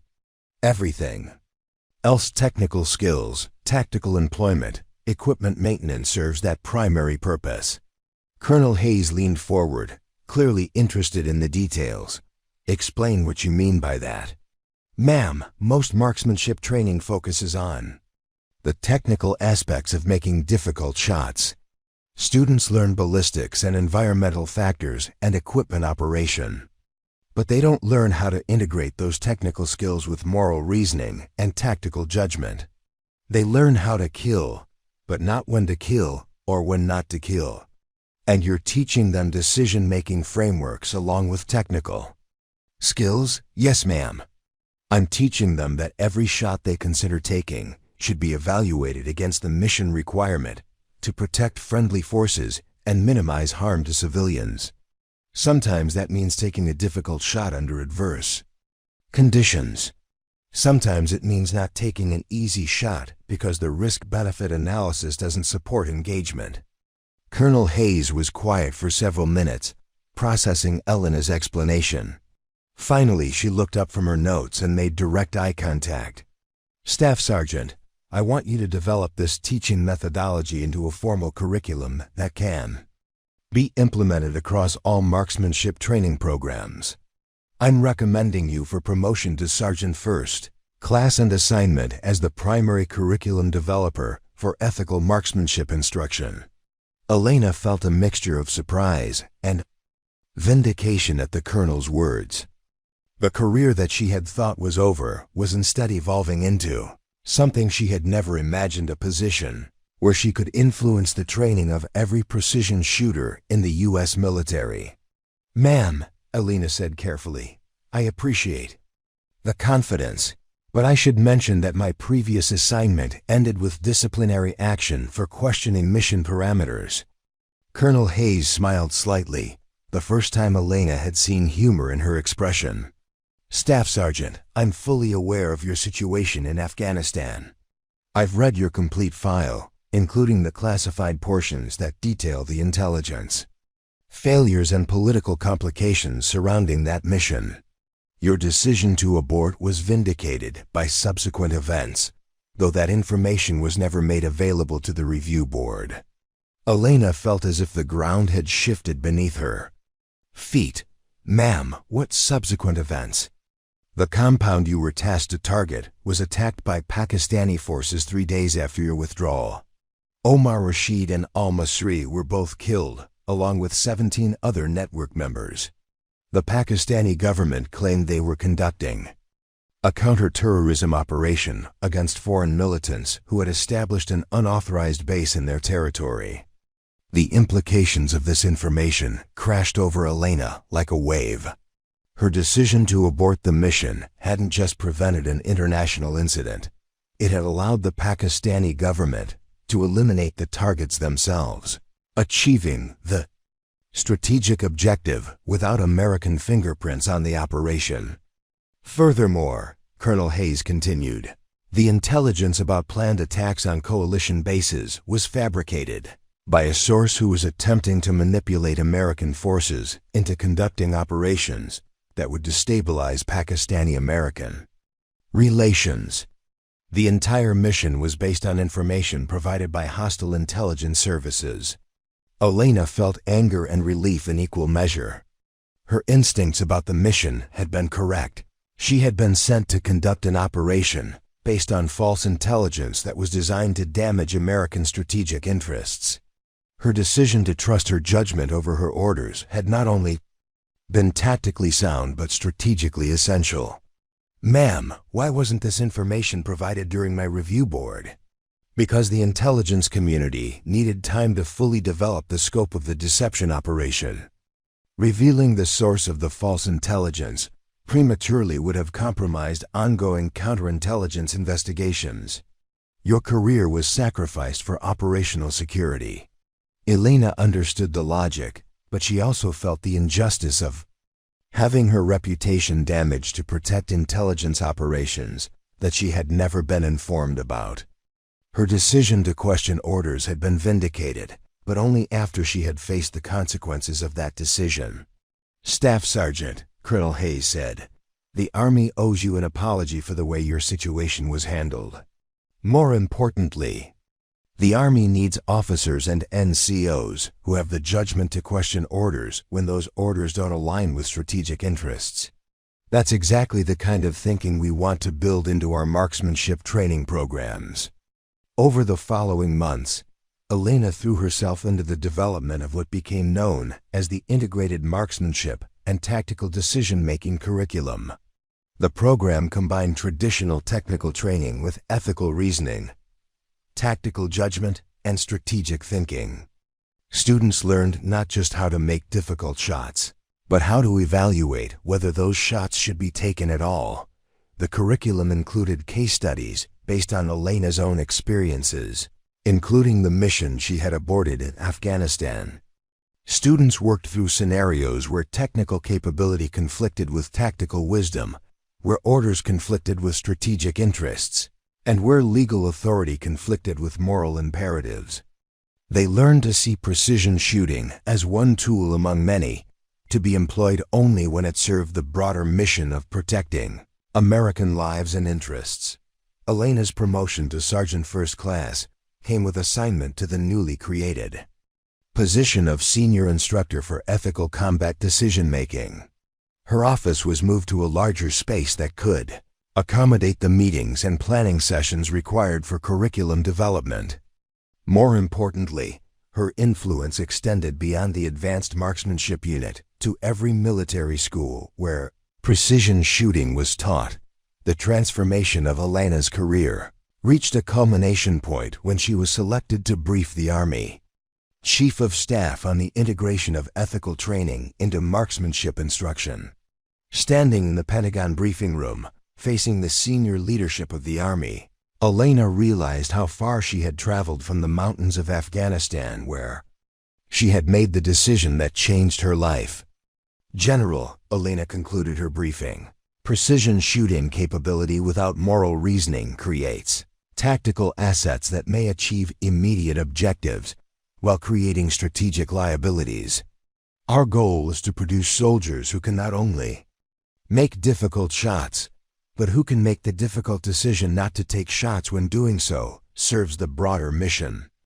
General Rodriguez, the Army Chief of Staff, leaned back in his chair and studied Elena with the kind of attention that indicated serious consideration of her recommendations. Sergeant First Class Vasquez, what you're describing represents a fundamental shift in how we think about military training. You're suggesting that we should teach soldiers to question orders. Sir, I'm suggesting that we should teach soldiers to think strategically about their tactical actions. Every shot a precision marksman takes has implications that extend far beyond the immediate target. We need marksmen who understand those implications and can factor them into their decision-making process. And you believe this approach will make our forces more effective? Elena thought about her students, about the young soldiers and Marines, who were deploying with a deeper understanding of their role in the larger strategic picture. Sir, I believe this approach will make our forces more effective and more humane. Those two qualities are not contradictory, they're complementary. The briefing resulted in approval for Army-wide implementation of Elena's curriculum, with similar programs being developed for the other services. Elena found herself traveling to bases across the country, training other instructors in the methodology she had developed, sharing her experiences and the lessons she had learned. But the most meaningful aspect of Elena's new role came through the letters she received from her former students who had deployed to combat zones around the world. They wrote about decisions they had made, shots they had taken, and shots they had refused to take, that had saved lives and prevented unnecessary escalation of conflicts.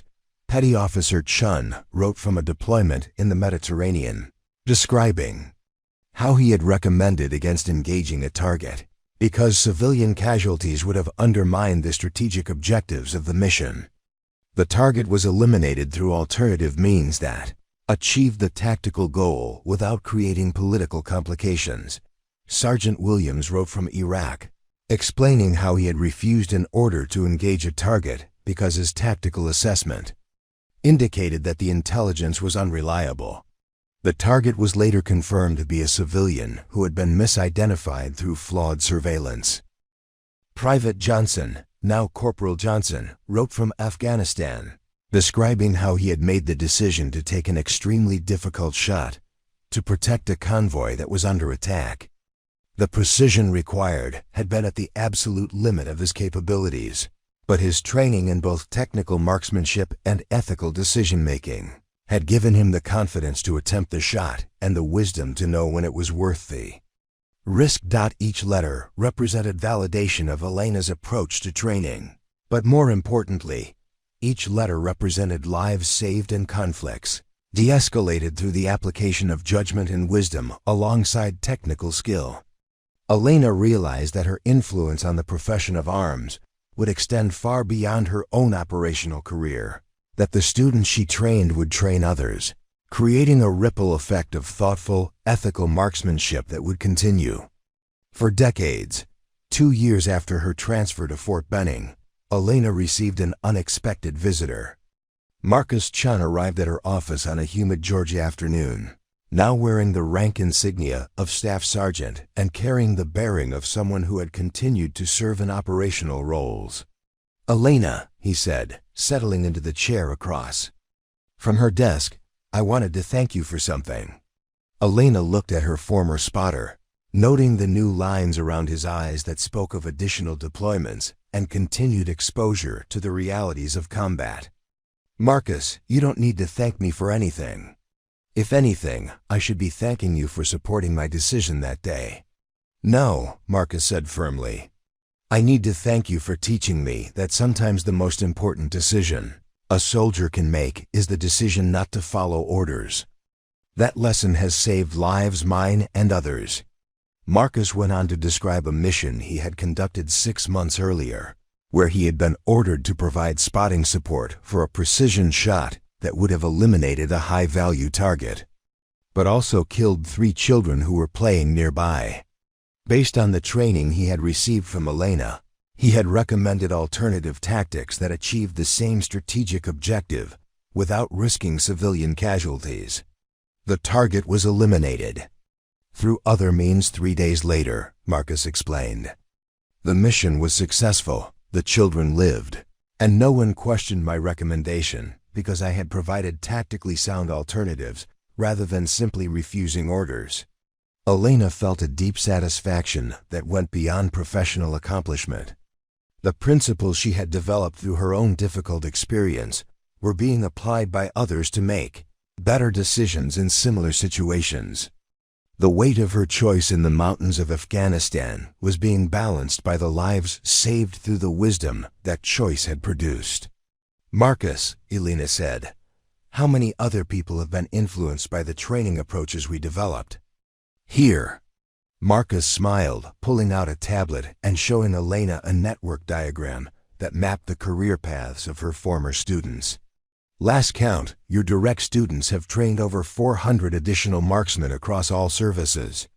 Those students have deployed to every active theater and have consistently demonstrated superior decision-making in complex situations." Elena studied the diagram, seeing the branching paths that connected her classroom at Fort Benning to forward operating bases around the world. Each connection represented not just professional influence, but the potential for saving lives through the application of ethical reasoning to tactical decisions.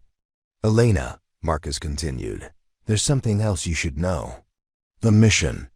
You aborted in Afghanistan. The intelligence community has confirmed that the entire operation was part of a larger deception campaign designed to manipulate American forces into actions that would destabilize regional relationships. Your decision to trust your instincts probably prevented a strategic disaster." Elena had suspected as much based on the conversation with Colonel Hayes, but hearing confirmation from Marcus, who had continued to work in operational roles, provided additional validation of the choice that had changed her career. "The other thing," Marcus said, "is that your approach to training has been noticed at the very highest levels. There's talk of creating a new military occupational specialty focused on ethical combat decision-making, with you as the primary curriculum developer." Elena considered the implications of such a role. It would represent the institutionalization of the principles she had developed, ensuring that future generations of soldiers would receive training in the integration of moral reasoning with tactical skill. It would be a legacy that extended far beyond her own service, influencing the character of the military profession for decades to come. But as she reflected on the path that had brought her to this point, Elena realized that the most important lesson she had learned was not about marksmanship or tactics or military decision-making. The most important lesson was that sometimes the most difficult choices are the most important ones, and that having the courage to make those choices, even when they cost you personally, is what defines true service. The rosary her grandmother had given her still rested against her chest beneath her uniform, a reminder of the values that had guided her through the darkest moments of her career.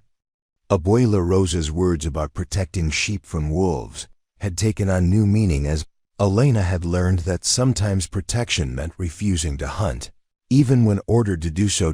As Marcus prepared to leave, Elena reflected on the strange path that had led from the mountains of Afghanistan to this office in Georgia, from operational sniper to teacher and curriculum developer.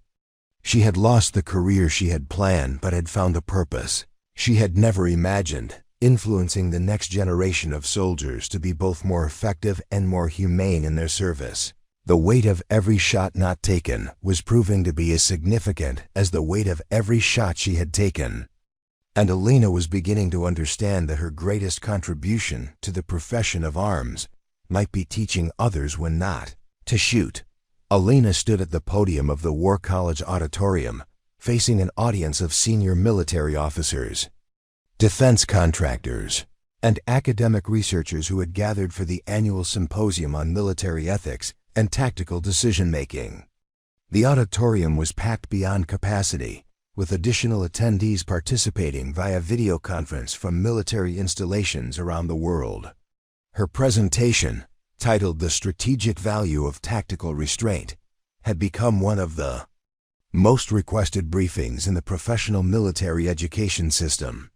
"Ladies and gentlemen," Elena began, her voice carrying clearly through the sophisticated audio system, "5 years ago, I was a staff sergeant sniper whose career was defined by confirmed kills and completed missions.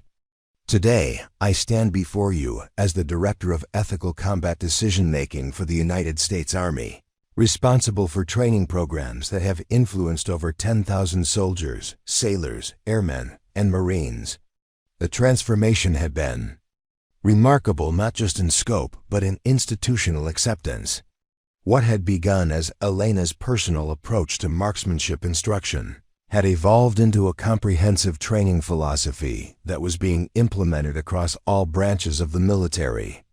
The Integrated Combat Ethics Program now represented a mandatory component of training for any soldier whose duties involved the potential use of lethal force. Elena's promotion to Master Sergeant had come with assignment to the newly created Office of Combat Ethics, headquartered at Fort Leavenworth, but with satellite programs at every major military installation. Her team included philosophers, psychologists, legal experts, and combat veterans who worked together to develop training scenarios that prepared soldiers for the moral complexities they would face in modern warfare. The fundamental premise of our approach, Elena continued, is that technical competence without ethical reasoning creates tactical assets who may achieve immediate objectives while generating strategic liabilities. Our goal is to produce soldiers who can not only accomplish their missions effectively, but who can recognize when accomplishing those missions would conflict with broader strategic objectives. In the audience, Elena could see familiar faces, former students who had become instructors themselves, officers who had implemented her training programs at their installations, and researchers who were studying the long-term effects of ethical combat training on military effectiveness. The program had generated enough interest to attract international attention, with allied militaries sending observers to learn from the American approach to integrating moral reasoning with tactical training. 5 years later, the notification came through official channels on a Tuesday morning that felt like any other day until Elena read the orders that would change her life again. She was being promoted to Sergeant Major and assigned as the Senior Enlisted Advisor for Combat Ethics to the Joint Chiefs of Staff. The position had been created specifically for her, recognizing both her unique expertise and the growing importance of ethical decision-making in military operations. Elena's office in the Pentagon was a far cry from the mountain positions where she had begun her career as a precision shooter. The walls were lined with awards and commendations, but also with photographs that told the story of her journey, pictures of her students, letters from soldiers who had applied her training in combat situations, and a framed copy of the first field manual that incorporated her ethical decision-making frameworks. The scope of her influence had grown beyond anything she could have imagined during those early days at Fort Benning. The combat ethics program had been adopted by NATO allies, integrated into peacekeeping operations, and cited as a model for military professionalism by international humanitarian organizations. Elena regularly briefed congressional committees, advised defense contractors on weapon system development, and consulted with university researchers studying the intersection of technology and military ethics. But the measure of success that mattered most to Elena came through the operational reports that crossed her desk after action reviews that documented decisions made by soldiers who had been trained in her programs. The statistics were remarkable. Units that had received combat ethics training showed significantly lower rates of civilian casualties, reduced instances of rules of engagement violations, and higher levels of mission accomplishment in complex environments. 8 years later, Elena's retirement ceremony was held at Fort Myer, with an audience that included the Secretary of Defense, the Chairman of the Joint Chiefs of Staff, and representatives from every branch of the military. The citation for her Legion of Merit spoke of exceptional service in developing and implementing training programs that fundamentally transformed the ethical foundation of American military operations. But as Elena stood at attention while the T medal was pinned to her uniform, she was thinking about a different kind of recognition. The letters that continued to arrive from soldiers around the world who had applied her training to make difficult decisions in combat situations. Each letter represented not just professional validation, but lives saved and conflicts de-escalated through the application of wisdom alongside tactical skill.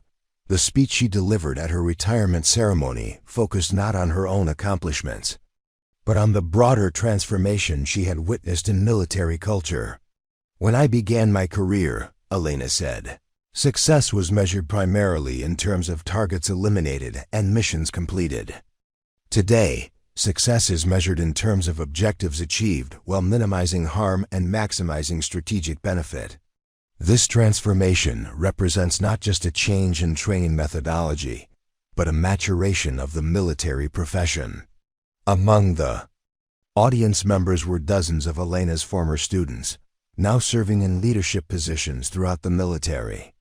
They represented the institutionalization of her approach to ethical combat decision-making, ensuring that the principles she had developed would continue to influence military operations long after her retirement. 10 years later, Elena's second career began in an unexpected location, the same neighborhood in East Los Angeles where she had grown up. She had returned to work with at-risk youth, applying the same principles she had developed for military training to help young people navigate the moral complexities of life in communities affected by poverty and violence.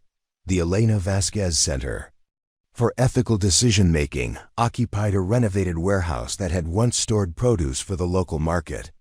The facility included classrooms, counseling offices, and a gymnasium where Elena taught conflict resolution skills to teenagers who faced daily choices between violence and restraint, between immediate gratification and long-term consequences.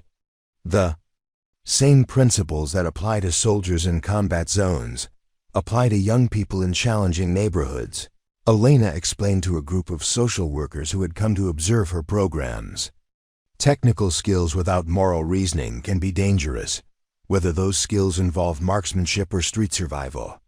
Our goal is to help young people develop both the capability to protect themselves and the wisdom to know when protection requires restraint rather than action. The programs Elena developed for civilian youth drew heavily on her military experience but adapted the concepts for a different kind of conflict. Students learned decision-making frameworks that helped them evaluate the long-term consequences of short-term choices, conflict resolution techniques that allowed them to maintain dignity while avoiding violence, and leadership skills that enabled them to influence their peers toward positive outcomes. Elena's approach was particularly effective with young people who had been exposed to violence or trauma because she understood the weight of difficult decisions made under pressure. She never minimized the challenges they faced or offered simple solutions to complex problems, but she provided them with tools for making better choices even in bad situations. The success of the youth programs attracted attention from educators and policymakers who were looking for innovative approaches to violence prevention. Elena found herself briefing school superintendents, consulting with police departments on community relations, and advising social service agencies on trauma-informed intervention strategies. 15 years later, the documentary film crew arrived. On a crisp morning in October, setting up their equipment in Elena's modest apartment overlooking the neighborhood where she had grown up. The documentary, titled "The Shot Not Taken," would tell the story of how one soldier's decision to disobey orders had led to fundamental changes in military training and, eventually, innovative approaches to youth development in urban communities. "It's been 20 years since that mission in Afghanistan," Elena said, sitting in the same chair where she had conducted hundreds of interviews for the documentary. "I've had time to think about the decision I made that day, and I can say with certainty that it was the right choice, even though I didn't fully understand why at the time." The interviewer, a veteran journalist who specialized in military affairs, leaned forward with obvious interest. "What do you think you understand now that you didn't understand then?" Preparing and narrating this type of story took us long efforts and hard work. So if you are enjoying the story, please consider subscribing to our channel. Elena considered the question, thinking about the path that had led from that mountain position in Afghanistan to this apartment in Los Angeles. From operational sniper to military educator to community advocate. I understand now that the most important decisions are often the ones that cost you personally, but serve a larger purpose. I gave up the career I had planned, but I found a purpose I never could have imagined. The documentary would go on to win awards for its exploration of moral courage and military service. But for Elena, the most meaningful recognition came from the young people who attended her programs, many of whom went on to college, successful careers, and lives that contributed positively to their communities. 20 years later, Elena's diagnosis came during a routine medical checkup that revealed the kind of aggressive cancer that reminded her that life remained finite, even when purpose felt infinite. The treatments were difficult but effective, buying her time to complete the projects that mattered most to her, a comprehensive handbook on ethical decision-making that would serve both military and civilian applications, and the establishment of an endowment fund that would ensure the continuation of her youth programs. During the long days of chemotherapy, Elena reflected on the strange mathematics of her life. She had taken 47 lives during her operational career, but the training program she had developed had influenced decisions that had saved thousands of lives.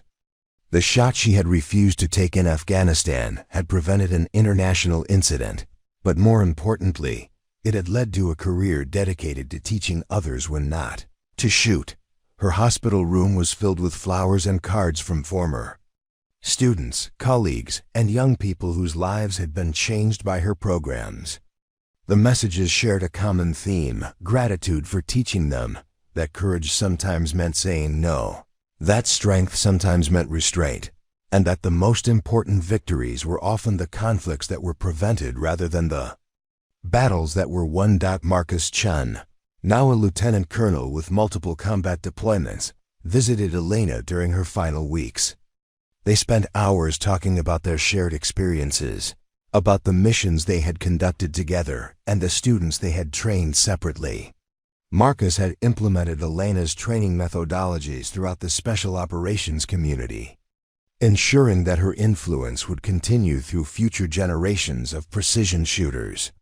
"Elena," Marcus said during one of their conversations, "do you ever regret the decision you made that day in Afghanistan?"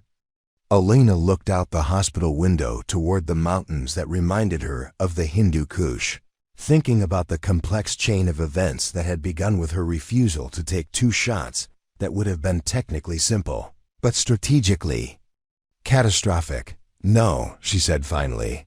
"I regret that it took me so long to understand that the most important shots are the ones you don't take." 25 years later, the memorial service was held at Arlington National Cemetery on a day when the autumn leaves painted the Virginia landscape in the same colors Elena remembered from the mountains of Afghanistan.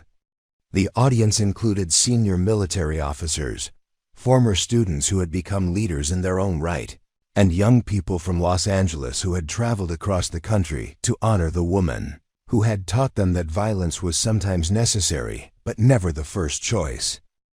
The eulogy was delivered by General Martinez, the former captain whose brother Elena had failed to save 25 years earlier. He had followed Elena's career throughout his own rise to senior leadership, implementing her training programs and mentoring young officers in the principles she had developed. Elena Vasquez understood something that took the rest of us years to learn, General Martinez said, his voice carrying clearly through the cemetery sound system. She understood that true strength lies not in the ability to destroy, but in the wisdom to know when destruction serves a larger purpose of protection. She taught us that the most courageous decisions are often the most difficult ones, and that honor sometimes requires accepting personal cost for the greater good. Among the audience members were dozens of young people whose lives had been changed by Elena's civilian programs, many now serving as teachers, social workers, and community leaders who were applying her principles to help others navigate difficult choices. They represented the civilian legacy of military training principles, the application of combat ethics to the challenges of daily life in challenging environments.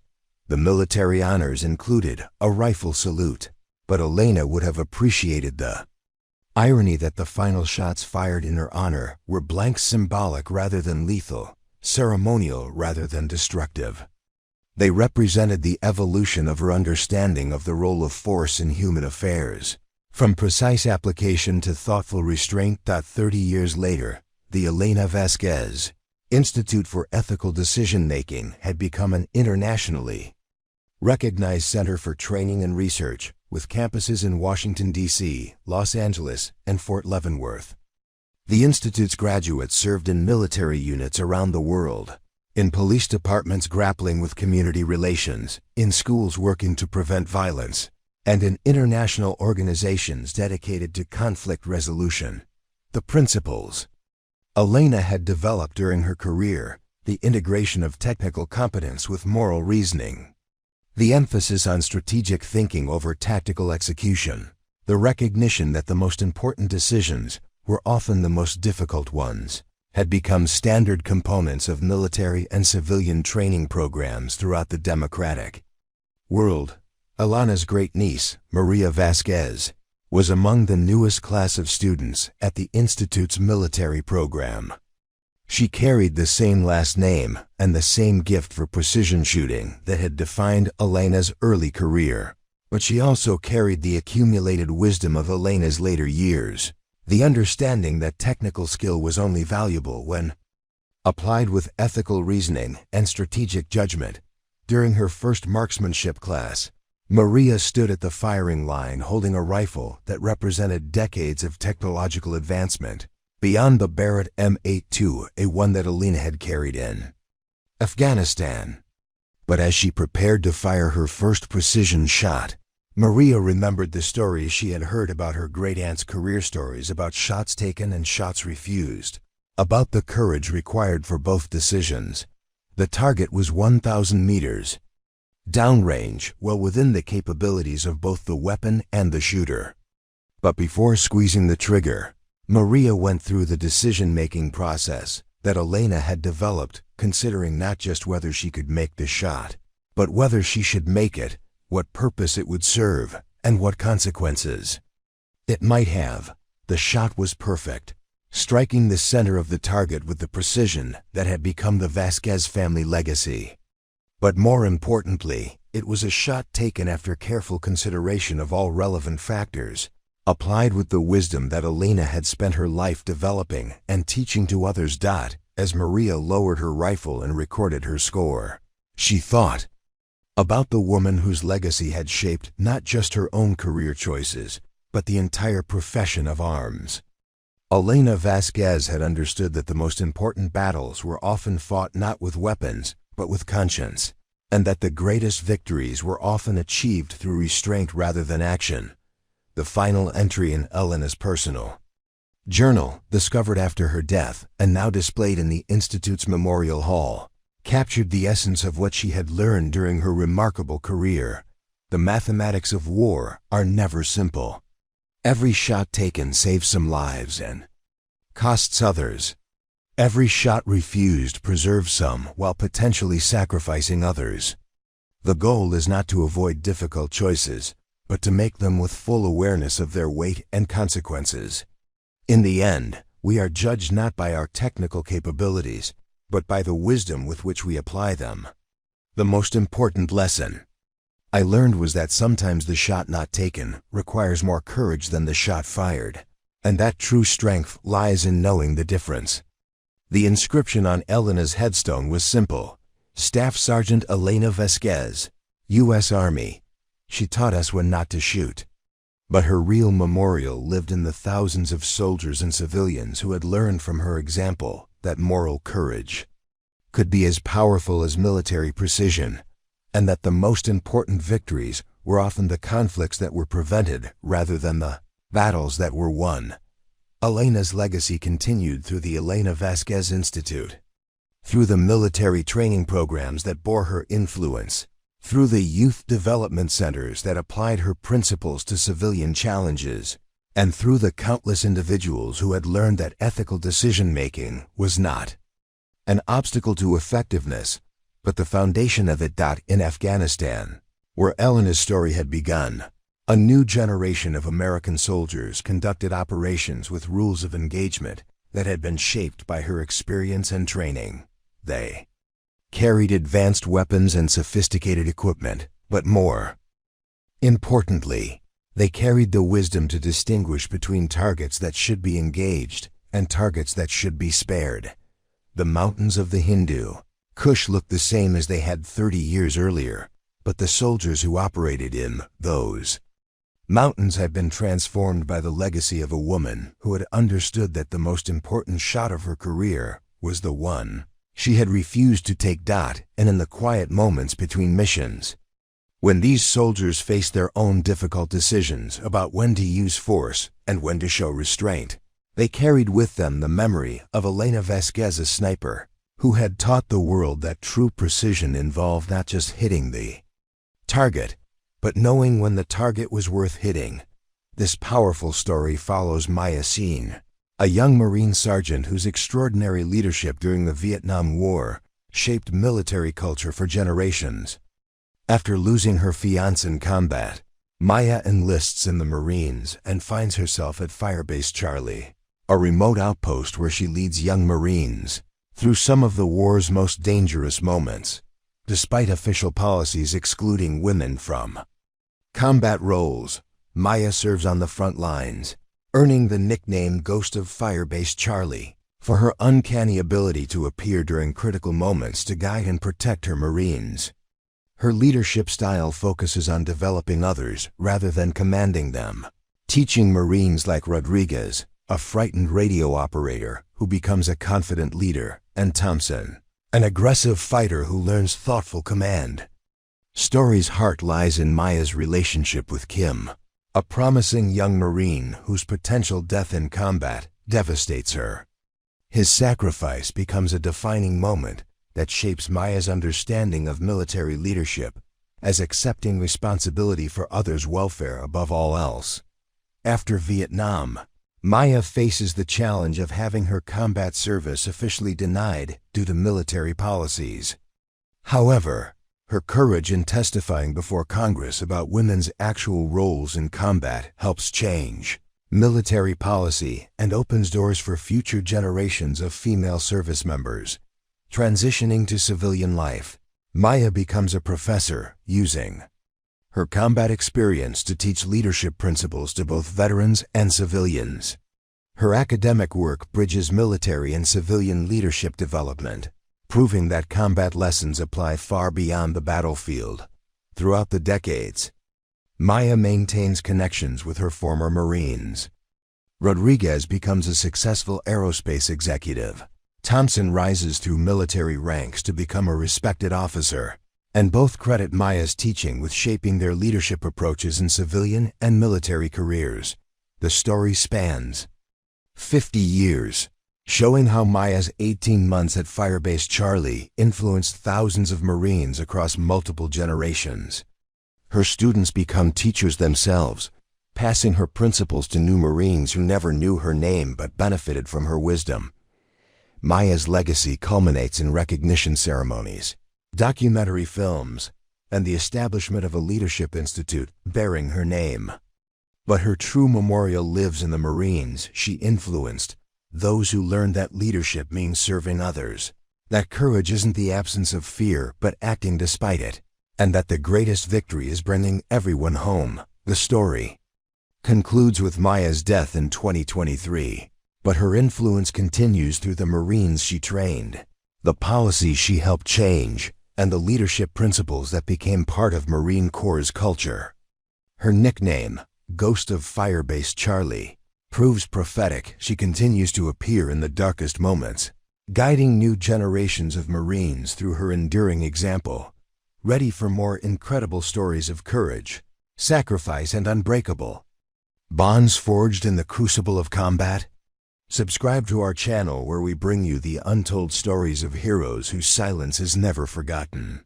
Hit that subscribe button and the notification bell, because some stories demand to be heard, and some legacies deserve to live forever.